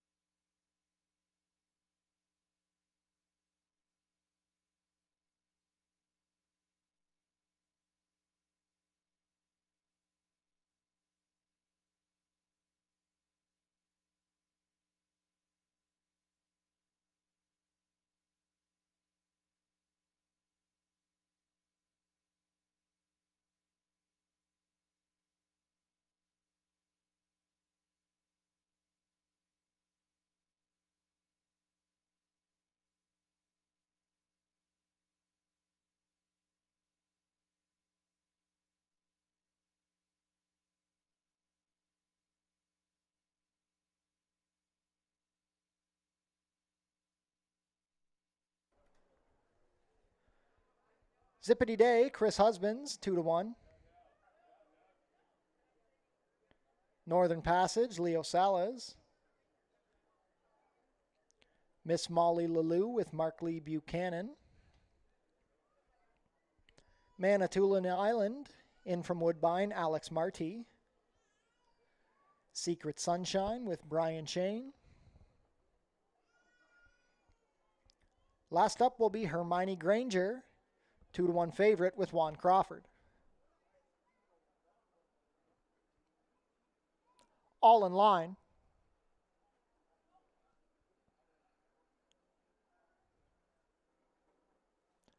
And they're off. Hermione Granger out well from the outside. Tequila's Melody showing up, splitting horses Merida-Men with Honey's Diamond along the rail. 4 going for the early lead. Settling in 5th is Northern Passage, a length better than Zippity Day. Miss Molly Lalou has found the fence. She's racing a length and a half better than the stablemate Secret Sunshine, and then it's a gap of 4 to Manitoulin Island. Down the backstretch they go. It's a duel up front. Merida-Men on the rail. Deep on the track, Hermione Granger and Tequila's Melody splitting them past a quarter in 22 and 3. Racing in 4th on the inside, Honey's Diamond, Zippity Day in the 2-path. Miss Molly Lalou gets going now. Secret Sunshine about to pass Northern Passage, and then 6 more to Manitoulin Island. Midway round the turn, and now Hermione Granger is sprinted cleared, 2 lengths better than Merida-Men, the half, 45 and 1. Honey's Diamond now pushed along from the rail with Zippity Day, Miss Molly Lalou deep on the track, and Northern Passage out wide. Down the stretch they come. It's Hermione Granger. She's up by 3. Merida-Men tries to dig in. Zippity Day is making up ground. Secret Sunshine also has some run. Merida-Men getting closer to Hermione Granger now. Secret Sunshine looking to pull off an upset. Merida-Men takes the lead. Secret Sunshine surging. Merida-Men, Secret Sunshine. Merida-Men going to hold on. Merida-Man wins, a length better than Secret Sunshine, then Zippity Day, a photo for the Miners, 118 and 4.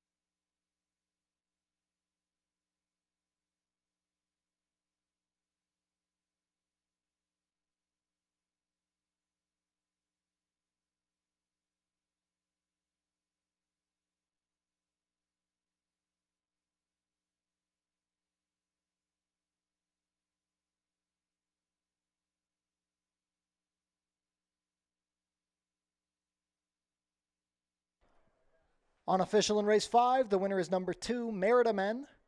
Second at 50 to 1, number 8, Secret Sunshine. Third is the 4, Zippity Day. Fourth, number 9, Hermione Granger. Unofficial race 5 order, 2849.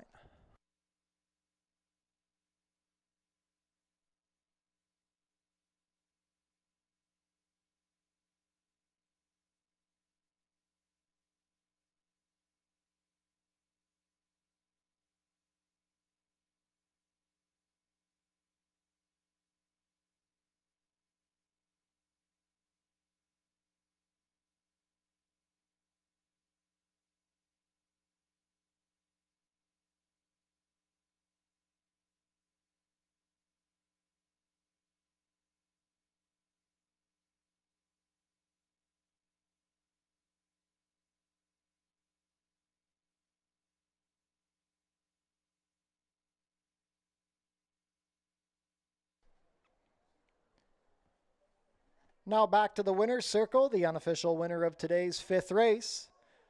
Number 2, Merida-Men. Merida-Men is a 3-year-old dark bay or brown filly by Shackelford out of Nefertari. That's a homebred here in Ontario for Realm Racing Stables. Ridden to victory today by Melanie Pinto, Merida-Men is trained by John Mattini. Taking her Fort Erie debut, 6 1/2 furlongs in a time of 118 and 4, the second win this year for Merida-Men. Hold all tickets until race 5 is made official.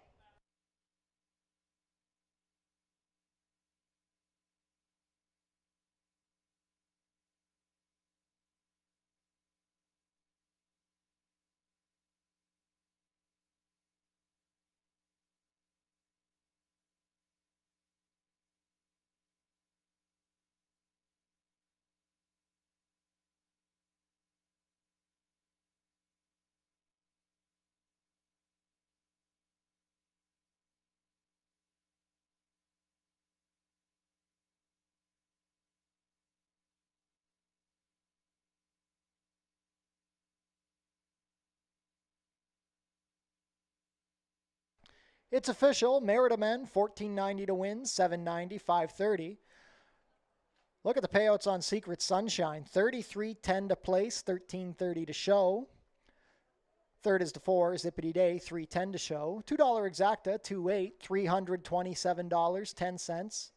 $1 try, 284, $433.60. $1 super, 2849, $2,773.50. The $2 double, 52, 58.70. $1 pick 3, 57.20. $1 early pick 4, $110.75. The $1 early pick 5, $1,814.15.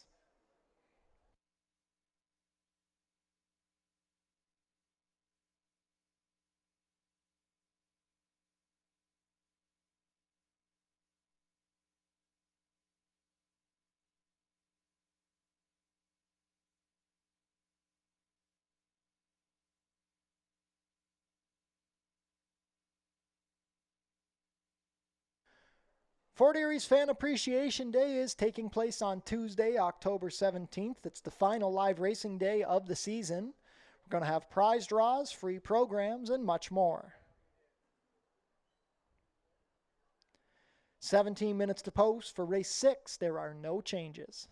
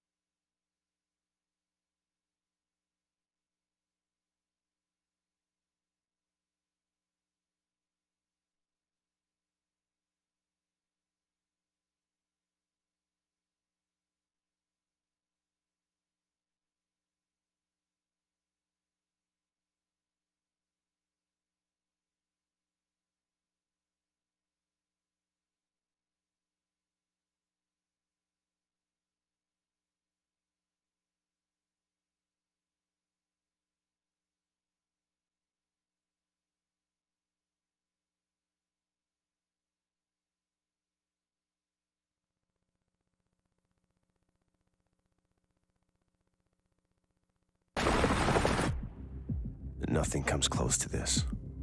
Elegant avatars of speed, sprinting towards glory. Hands grip with white-knuckled hope. Seats become decoration. As fearless drivers take flight, and it's closer than you think. Visit OntarioRacing.com.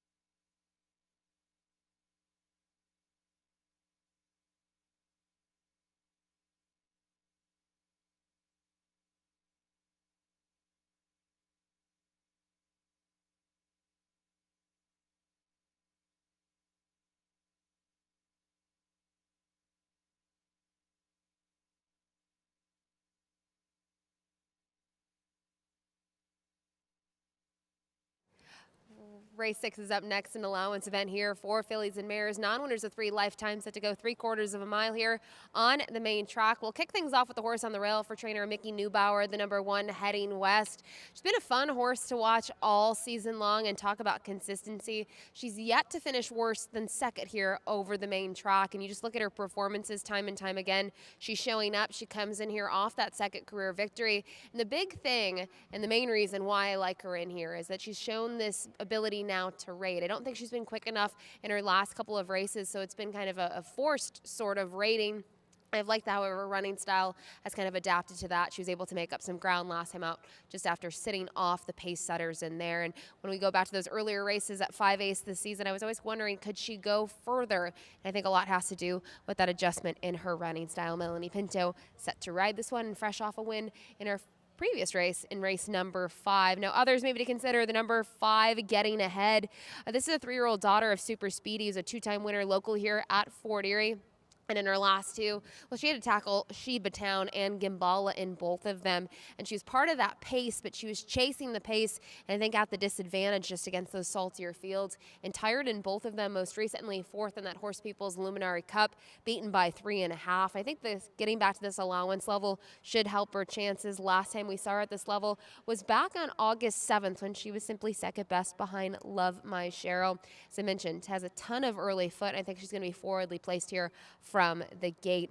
Finally, the number 6, Spirit Belle. An interesting filly. She's never really taken respect here locally. 2 starts back, she went off at 9-1. She was a 4-length winner and a runaway winner, going 6.5 here on the main track. She went to the front. She just continued to open up on them, and then they stretched her out to a mile and a 16th. She did the same thing. She was a 2-length winner there at odds of 11-1. She stepped up to face winners that time at that allowance level, and I do wonder if the track condition played a role in that race. It was a sloppy main track back on Prince of Wales Day, and you wonder that probably helped her chances. It was not going to necessarily be easy stretching out from 6.5 to 2 turns and to do it in the same fashion, but she was able to do so. So it'll be interesting to see the tactics today. I think she is going to be forwardly placed once again, and just mentioning that both the 5 and the 6 have some early foot. Really do think this race sets up quite nicely for the number 1 Heading West, which is why she's my top pick in here. Good luck.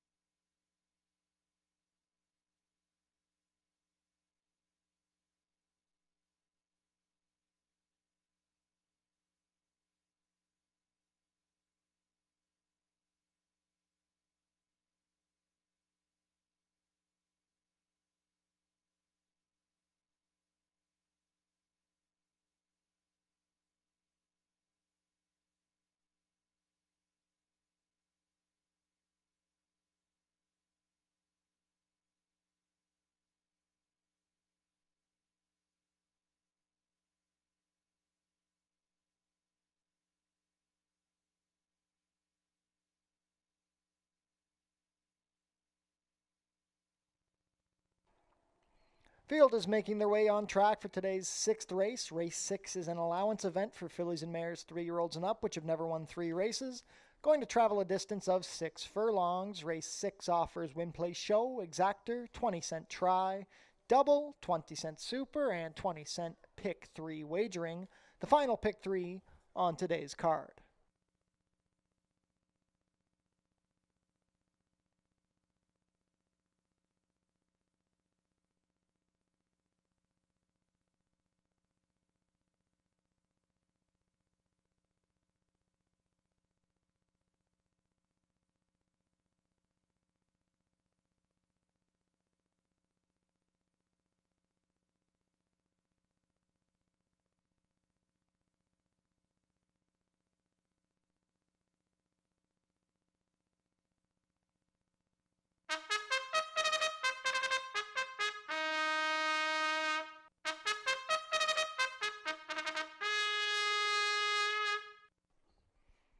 Race 6 post parade, number 1 is Heading West. Melanie Pinto rides for trainer Mickey Neubauer and owner Lori Norris. Number 2 is Spring High. Juan Crawford pilots for trainer Julie Mathis and owner David Mathis. Number 3 is Charlotte Silver. Leo Salas rides for trainer Barrington Sidhu and owners Radcliffe Racing Stable and John Krausbay.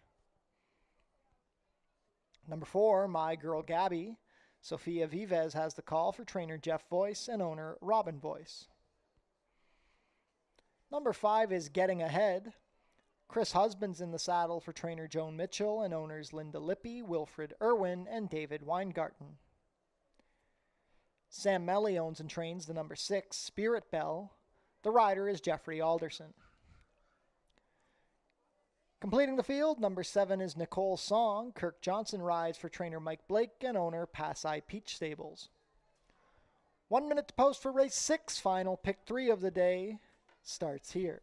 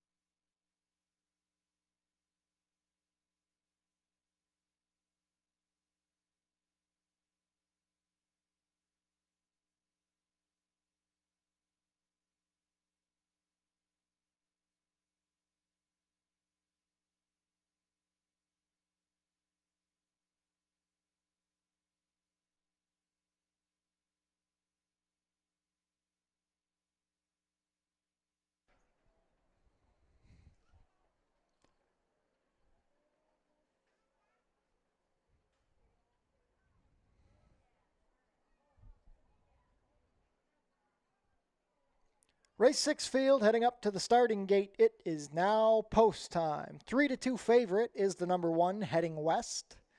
9-2 on the 4 My Girl Gabby and the 5 Getting Ahead, and the 2 Spring High.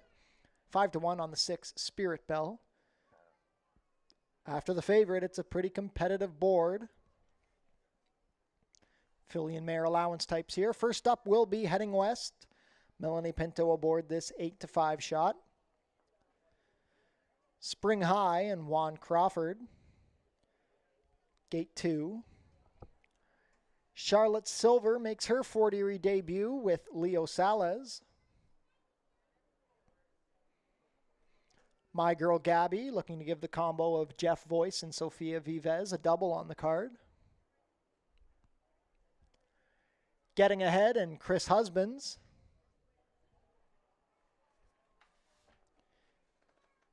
Spirit Bell looking for her 3rd consecutive win. Jeffrey Alderson is aboard.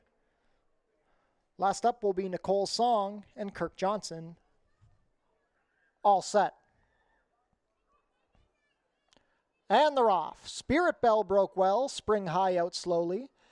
Heading west showing speed. From the outside is Getting Ahead. Getting Ahead and Spirit Bell dueling for the early lead. Third along the rail is heading west. Deep on the track, Nicole Song, and now splitting them is Charlotte Silver. It's a length back to My Girl Gabby and Spring High. The 2 grays tray the field. Just over a half mile to race. Getting Ahead has a head in front of Spirit Bell. Charlotte Silver and heading west are sharing 3rd with Nicole Song wide in 5th. Spring High and My Girl Gabby still at the back. The opening quarter, 22-1. Getting Ahead, bet down to 8-5 is a neck better than Spirit Bell. Charlotte Silver is ranging up quickly in the 3-path. Heading west needs racing room from 4th. Nicole's Song is stalling, but to be joined by My Girl Gabby and Spring High still at the back. 45-1 for the half. They turn for home, and now Charlotte Silver and Leo Salez have the head in front of Getting Ahead. Heading west tries to rally up the fence. My Girl Gabby has momentum. It is Charlotte Silver and Getting Ahead dueling down the stretch. Getting Ahead is lugging out on Charlotte Silver. These 2, Charlotte Silver Getting Ahead down to the wire. Charlotte Silver Getting Ahead. Charlotte Silver narrowly over Getting Ahead. Heading west was 3rd, and then My Girl Gabby 1-10-4. Photo finish in the 6th.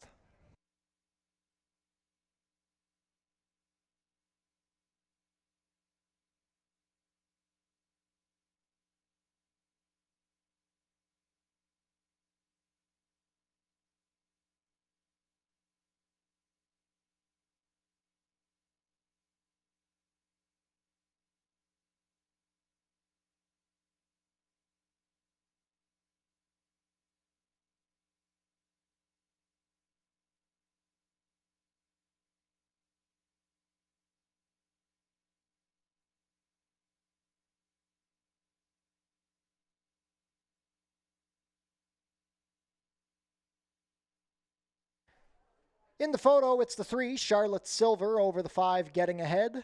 3rd, number 1, heading west. 4th is the 4, My Girl Gabby. Your unofficial race 6 order, 3-5-1-4.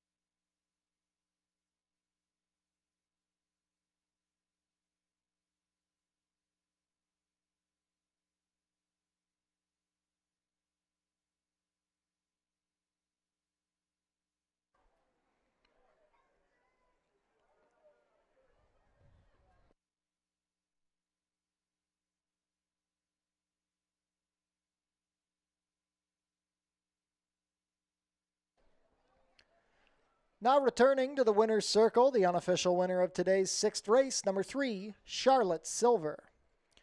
Charlotte Silver, a 4-year-old bay filly by Lemon Drop Kid out of Samsal, bred here in Ontario by Huntington Stud Farm. That's a riding double for Leo Salas on today's card. Charlotte Silver is trained by Barrington Sadu for the partnership of Radcliffe Racing Stable and John Crowsbay. Third lifetime win for Charlotte Silver. She takes her Fort Erie debut, her second win of 2023, 6 furlongs in a time of 1:10-4. Hold all tickets until race 6 is made official.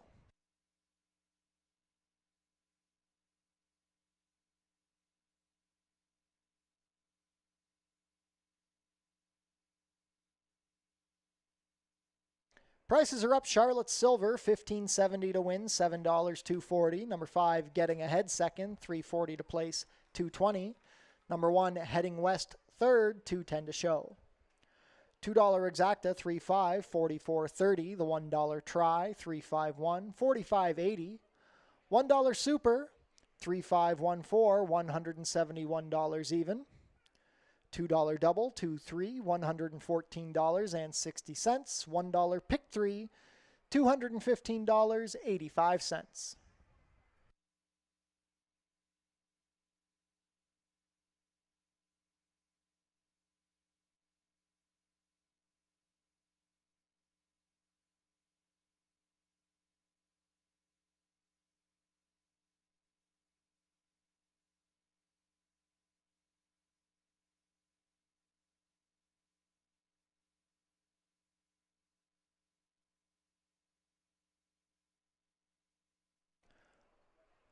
On screen now, the win photo for race 6.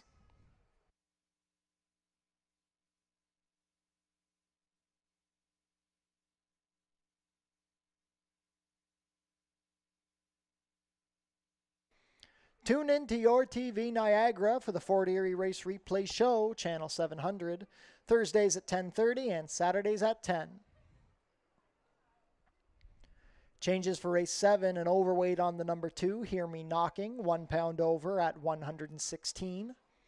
Rider change on the 8, Flat Out Angel, make the rider Ishmael Mosquera, 4 pounds over at 124. Stewart scratch the main track only, number 11, Veliki, 16 minutes to post.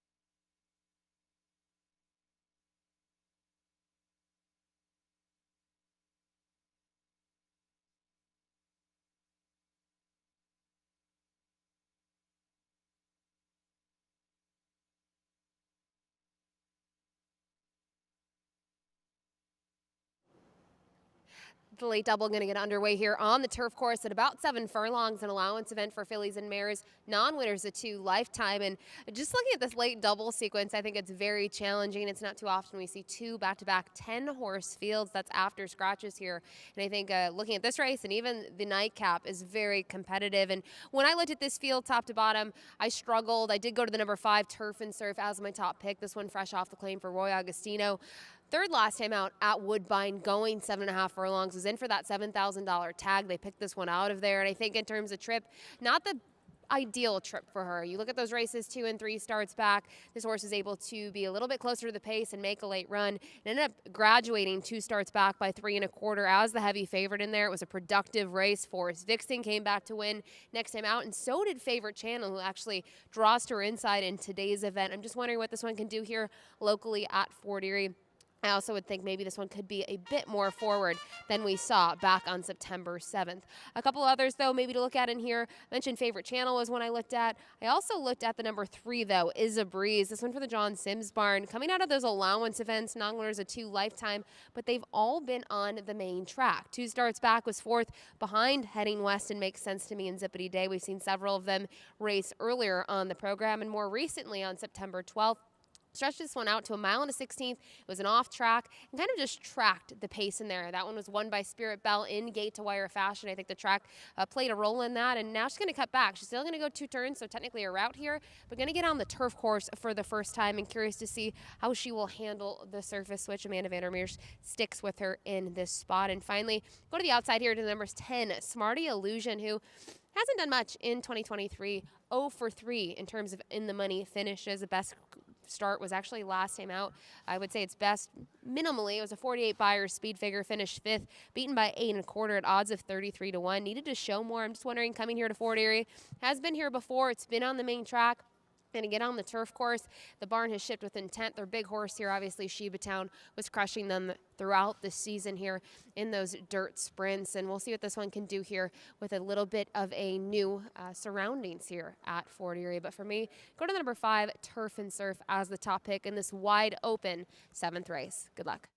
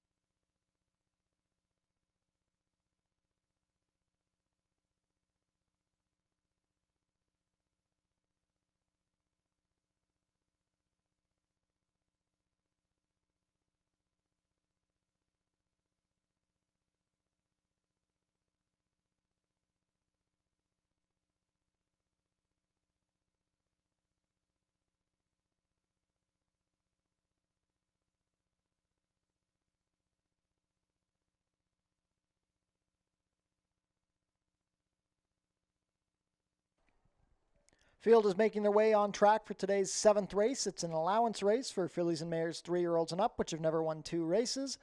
Going to go about 7 furlongs over the turf course. Race 7 offers win, play, show, exactor, 20-cent try, late double, and 20-cent superfecta wagering. Fields of 10 and 11, actually 10 and 10. We have 2 scratches in race 8 for the late double.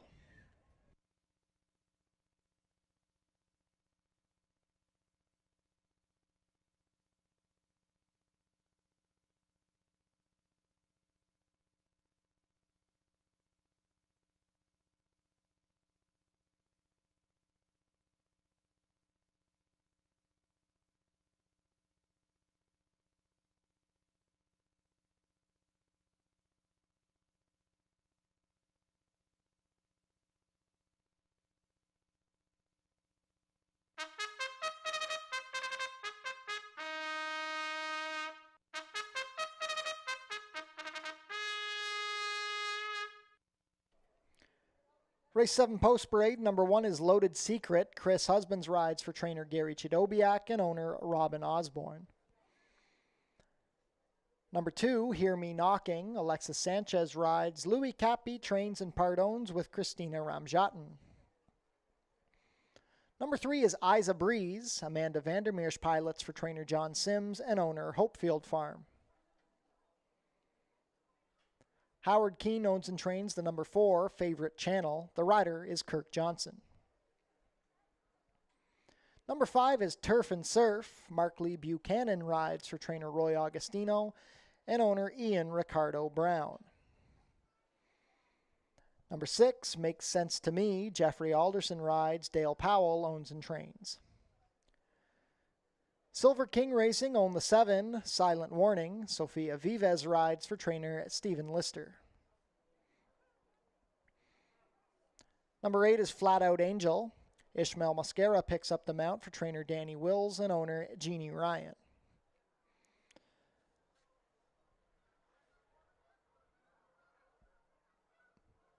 We'll come back to the 9. Number 10, Smarty Illusion. Jason Hoyt rides. Sylvain Peon trains. The owners are Walter Cunningham and Terry Peon.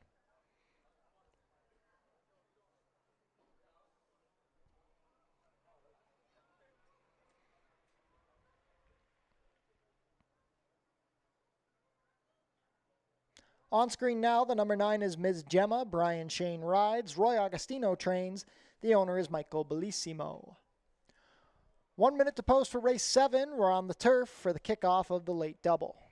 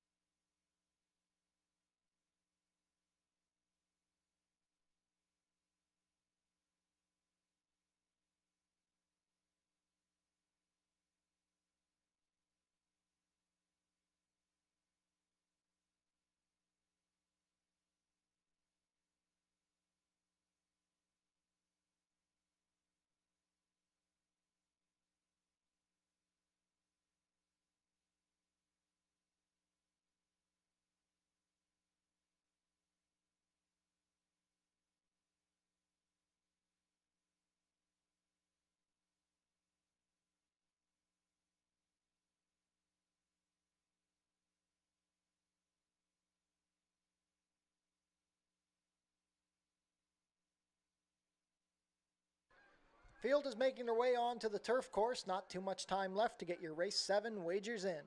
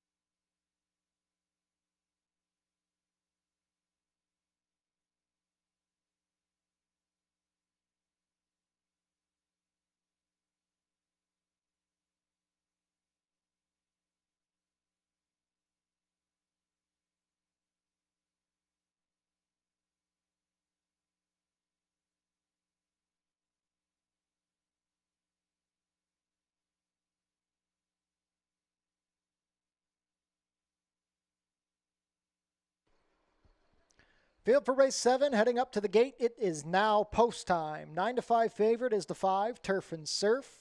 Second choice at 4-1, number 7, Silent Warning. 5-1 on the 4, Favorite Channel. Field of 10 over the turf course. Allowance fillies and mares to kick off the late double. First up is Loaded Secret with Chris Husbands.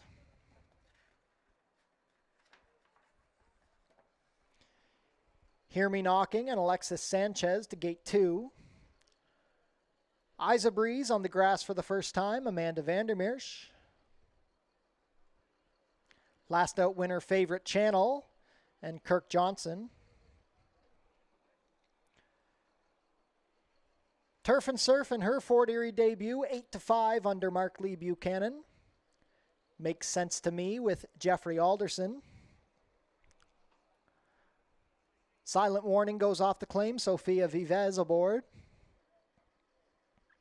Ishmael Mascara picks up the mount on Flat Out Angel. Last out winner, Ms. Gemma with Brian Shane. Last in will be Smarty Illusion and Jason Hoyt.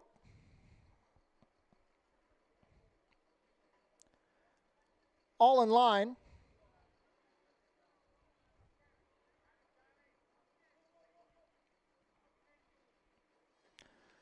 And they're off. Good beginning for such a full field. Plenty showing speed. Isa Breeze with Loaded Secret. Favorite Channel. Trying to drop to the inside is Makes Sense to Me. Silent Warning is wide in the early stages. Hear Me Knocking on the inside of Turf and Surf. Then at the back we have Ms. Gemma, Smarty Illusion, and Flat Out Angel. Round the clubhouse turn they go. It is Loaded Secret, a neck in front of Isa Breeze. A gap of 2 to Favorite Channel, who races in third. Fourth, Makes Sense to Me. On the outside, fifth is Silent Warning. Gaining ground now is Turf and Surf, racing better than Hear Me Knocking. Ms. Gemma, wide on the track, Smarty Illusion, and well back to Flat Out Angel. Opening quarter, 23-3, Isa Breeze and Loaded Secret still knocking heads on the lead. Turf and Surf has gained ground. Wide on the course is Favorite Channel. Still saving ground from fifth is Makes Sense to Me. Then we have Silent Warning, Hear Me Knocking, Smarty Illusion, Ms. Gemma, and well back to Flat Out Angel. The half was 47-1. Loaded Secret still has a short lead from Isa Breeze and Turf and Surf. Here comes Makes Sense to Me, angling wide to launch her rally past Favorite Channel. Smarty Illusion also moving well, and Ms. Gemma tries to launch a rally. At the head of the lane, it's Loaded Secret, Turf and Surf in the middle. Makes Sense to Me now takes the lead. It is Makes Sense to Me on top. Ms. Gemma with a big rally down the far outside, trying to get to Make Sense to Me, but it is Make Sense to Me and Jeffrey Alderson cruising home. Makes Sense to Me going to win by 3, geared down. It's a photo for place between Ms. Gemma and Favorite Channel, then another photo between Silent Warning, Smarty Illusion, and Loaded Secret. 126 flat.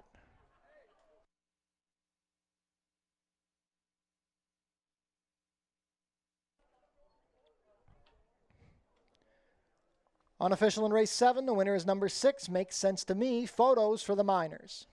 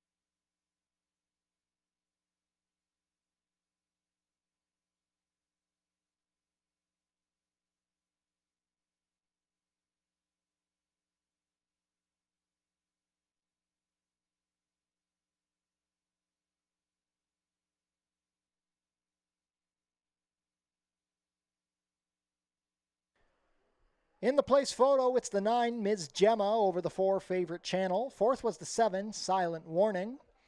Unofficial race 7 order, 6947. Get ready for some big payouts here.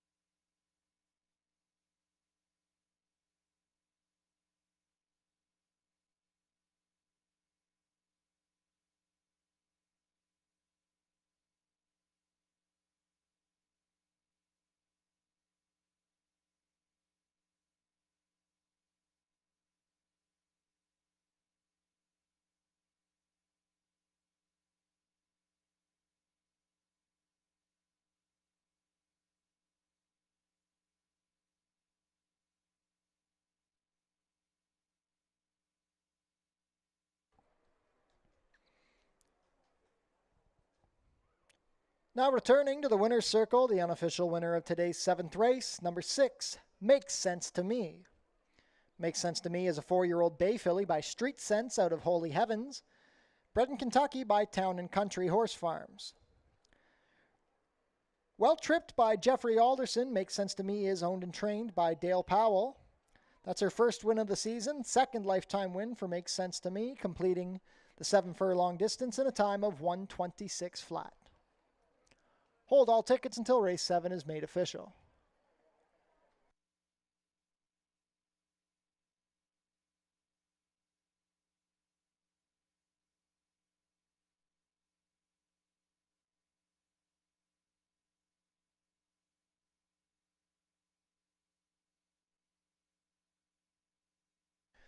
Race 7 is now official.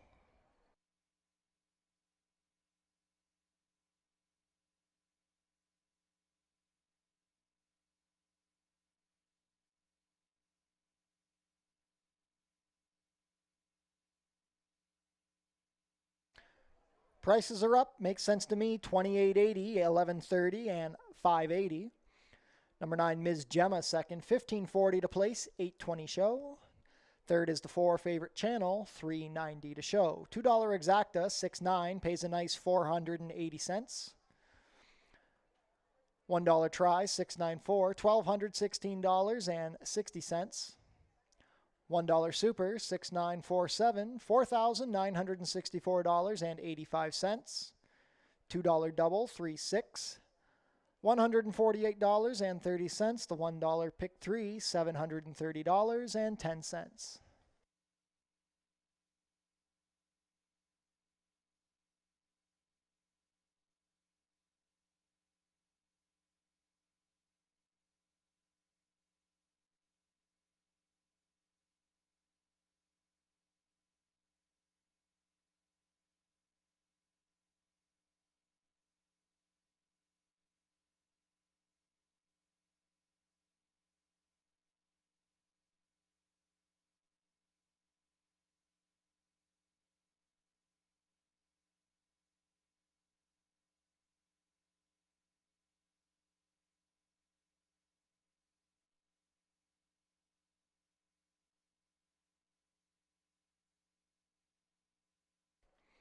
On screen now, the place photo for race 7.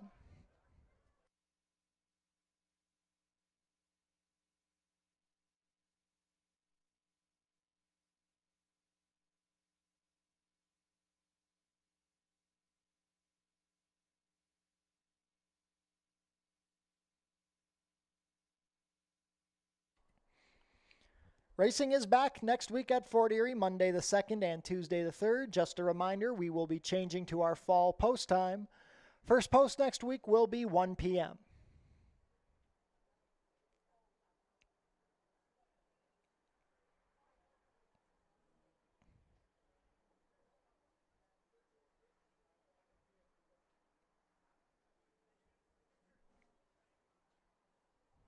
I see, I guess there is another photo, so I'll hop on over to that.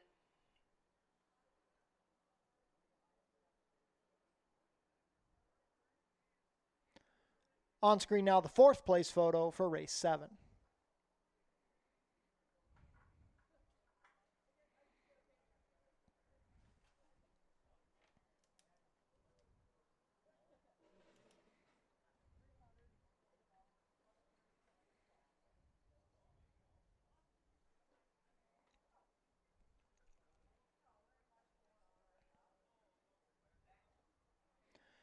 Changes for race 8. Stewart scratched the number 1, Sovereign Tail.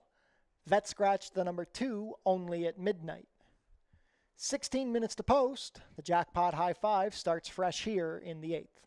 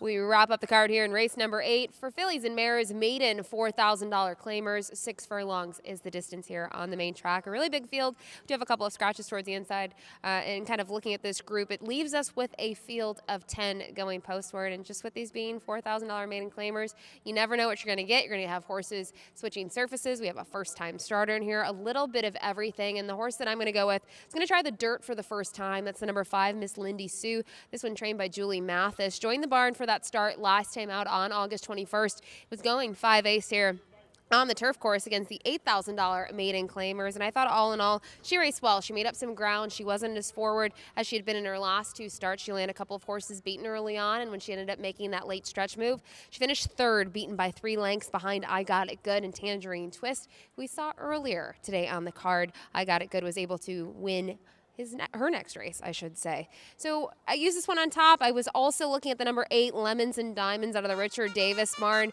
We just saw Miss Gemma run second. Miss Gemma was the winner of that race on September 11th, going that mile distance. I wonder if maybe a mile was too long for her. Prior to that, she tried the 5 ace distance here on the turf course and was just simply 3rd best. But that was against the boys. The horse that finished in front of her, Chicago Freddie, came back to win next out.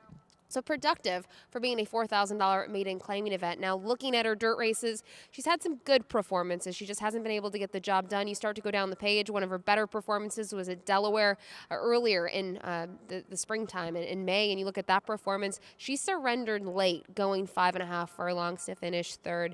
So I'm curious to see what she can do here from a numbers perspective. Several others in here have stronger numbers, but she's a bit of a consistent type, picking up those minor shares. And then rounding it out in here, the number 3, Pick a Penny, really good-looking filly. Every time I see her, she catches my eye. She was 3rd last out, going the 6 furlong distance, beaten by 6.5.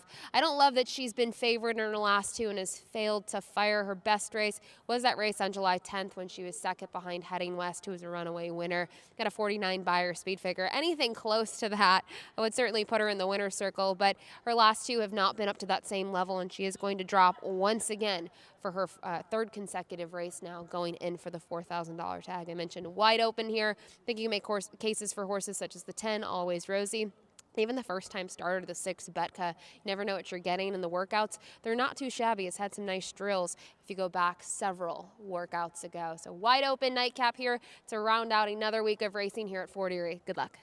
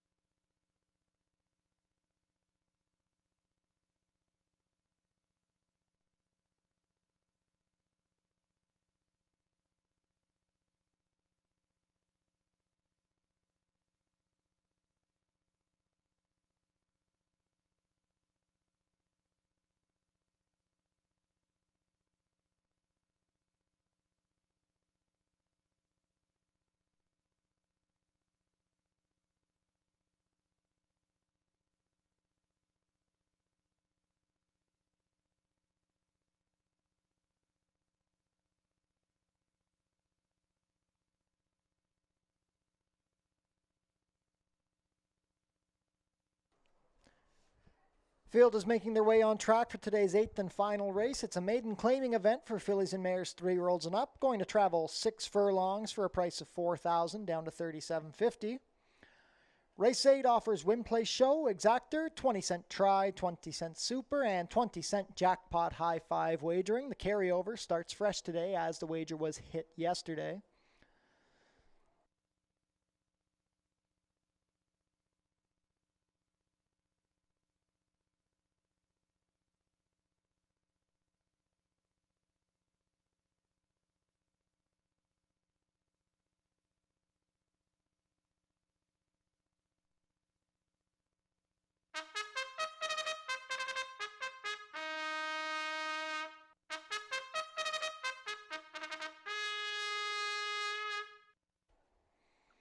Post parade, scratch the 1 and 2. Number 3, Pick a Penny.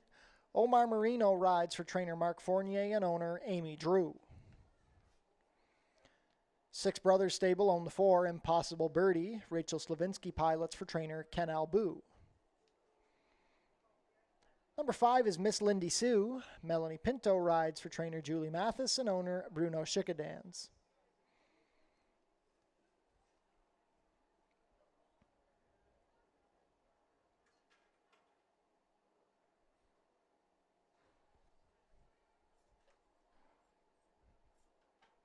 We'll come back to the 6. Number 7 is Speedy Nephrite. Juan Crawford has the call for trainer Paula Loescher and owner Canny Ing. Number 8 is Lemons and Diamonds. Sofia Vives in the saddle. Richard Davis trains for Bruno Schickadans. Number 9 is Cosmic Shot. The jockey, Roderick DaCosta. Mark Fournier trains for owner Amy Drew. Number 10 is Always Rosie. Amanda Vandermeersch rides for trainer Ken Albu and owner Six Brothers Stable. Number 11 is Belle Femme. Brandon Boulanger rides for trainer Noel Williams and owner Laura Williams.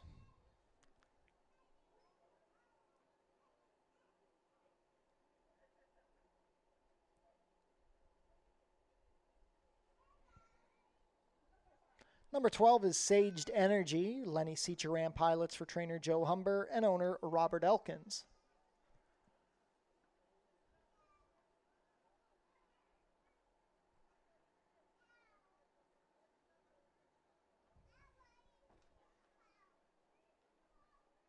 On screen now, the number 6, Betka.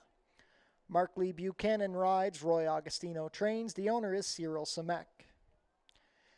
Jackpot high five wagering offered here in the 8th.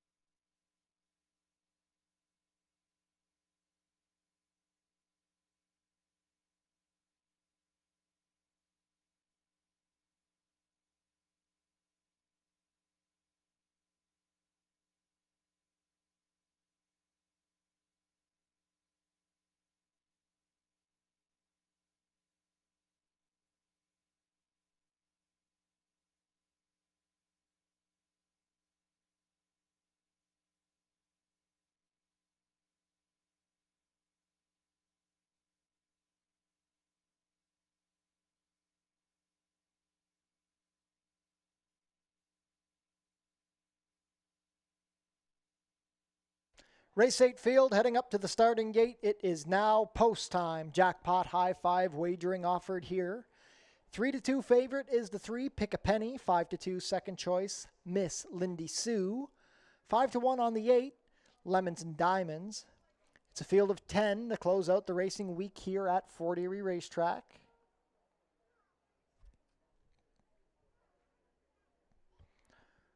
First up is the favorite, Pick a Penny, with Omar Marino.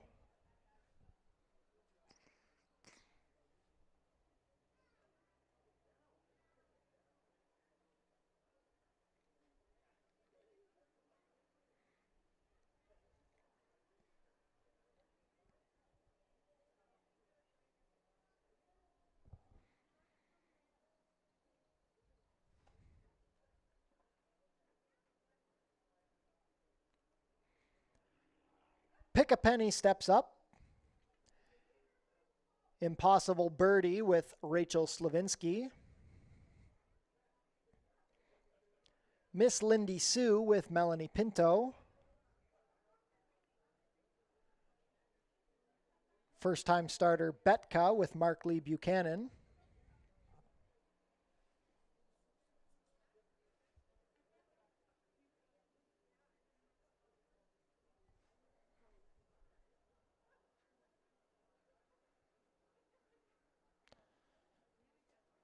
Trying to load Betka without the rider.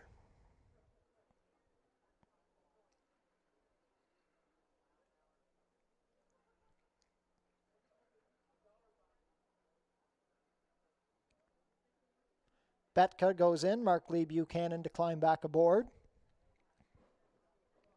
Speedy Neffright and Juan Crawford.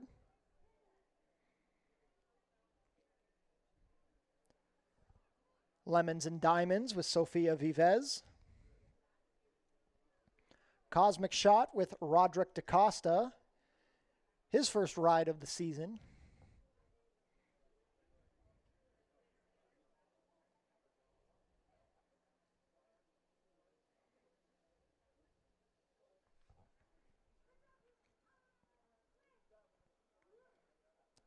They're going to load Always Rosie without the rider.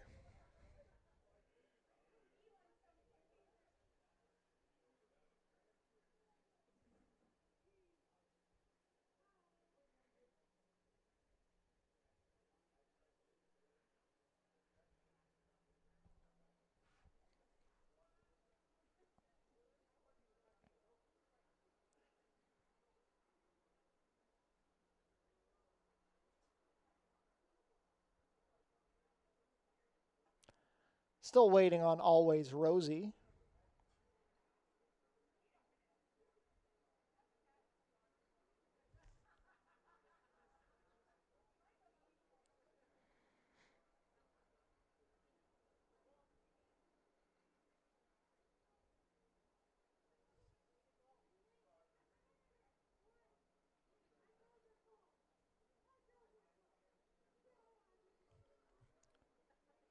Always Rosie in. Amanda Vandermeer's to climb back aboard.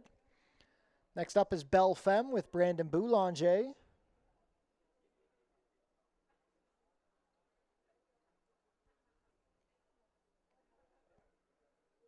They're almost set with Always Rosie.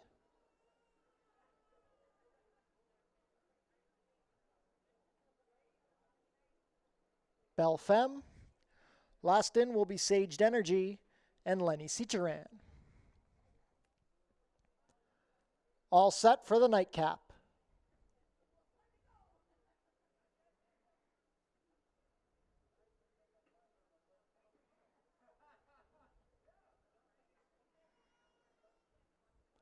And they're off. Betka missed the start. Showing speed is Cosmic Shot. Also showing up Miss Lindy Sue, Saged Energy wide on the track. Fourth along the inside is Impossible Birdie, racing on the inside of Lemons and Diamonds. Speedy Neffright saves ground. Always Rosie is wide. Then we go back a gap of 2 to Pick a Penny, Belle Femme, and it's well back to Betka. Miss Lindy Sue has assumed control past an opening quarter in 22-1. Being pressed on the outside now by Cosmic Shot. Stalking position in third for Impossible Birdie. Gaining ground from fourth is Speedy Nephrite, a length and a half better than Saged Energy, who's being joined by Always Rosie and Lemons and Diamonds. Then we have Pick a Penny, Belle Femme, and Betka still at the back. Quarter of a mile to go. The half was 45-4. It is Miss Lindy Sue looking to lead all the way. Impossible Birdie is second. It's well back to Speedy Nephrite in third. Pick a Penny tries to rally down the inside, but it is still Miss Lindy Sue. Impossible Birdie trying to make a race of it. Pick a Penny is gaining ground with every stride. Still has 4 lengths to make up on Miss Lindy Sue. It's going to be Miss Lindy Sue in front. Pick a Penny rallied to be second, then Impossible Birdie. Belle Femme fourth, and fifth was Lemons and Diamonds. 1-11-4.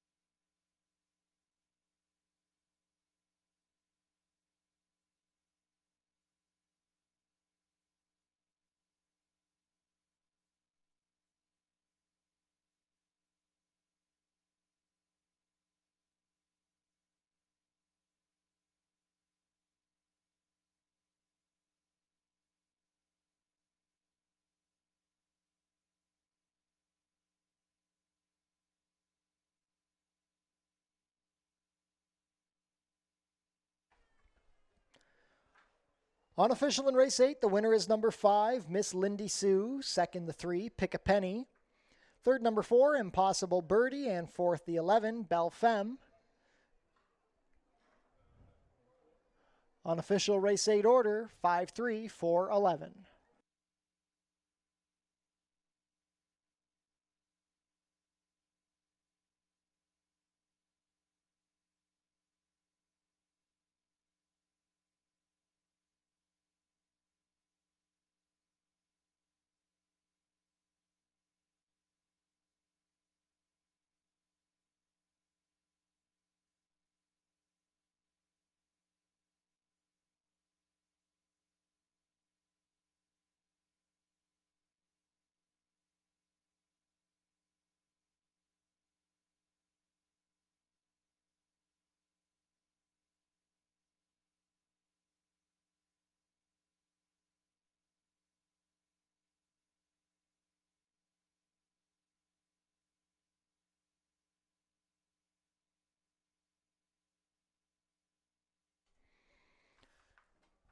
Now back to the winner's circle, the unofficial winner of tonight's 8th race, number 5, Miss Lindy Sue.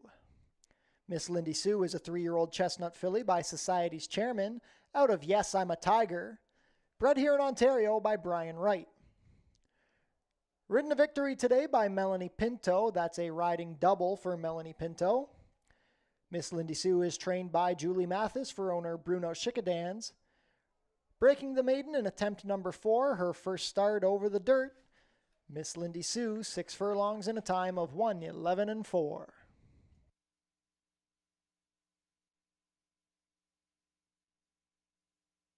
Hold all tickets until race 8 is made official.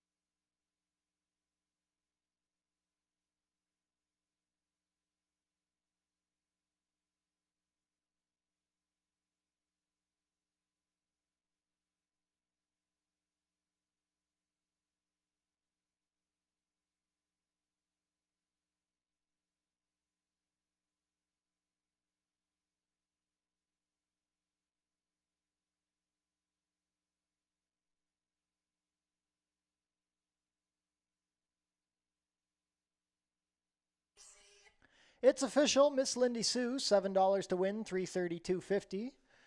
Number 3, Pick a Penny, second, $272.50. Third is the 4, Impossible Birdie, $5.50 to show. $2 Exacta, 5-3, $13.20. The $1 Try, 5-3-4, $41.85. $1 Super, 5-3-4-11, $1,395.50. Multiple winners in the Jackpot High 5, the $1 Combo, 5-3-4-11-8, $1,823 even. The carryover into Monday's card will be $1,968.87.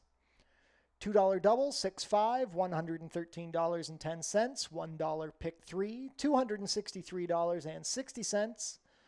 $1 late pick 4, $2,941.40. And the $1 late pick 5, $6,579.20.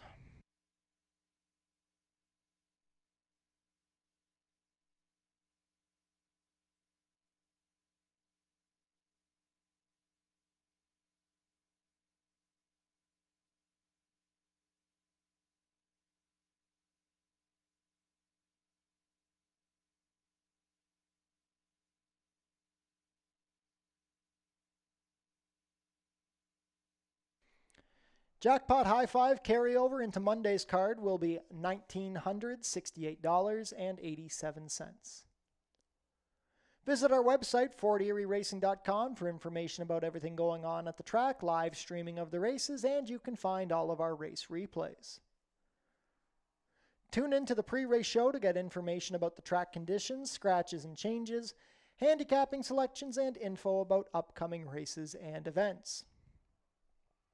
Racing is back next week at Fort Erie, Monday the 2nd and Tuesday the 3rd. Just another reminder that our post time will be changing to 1 o'clock.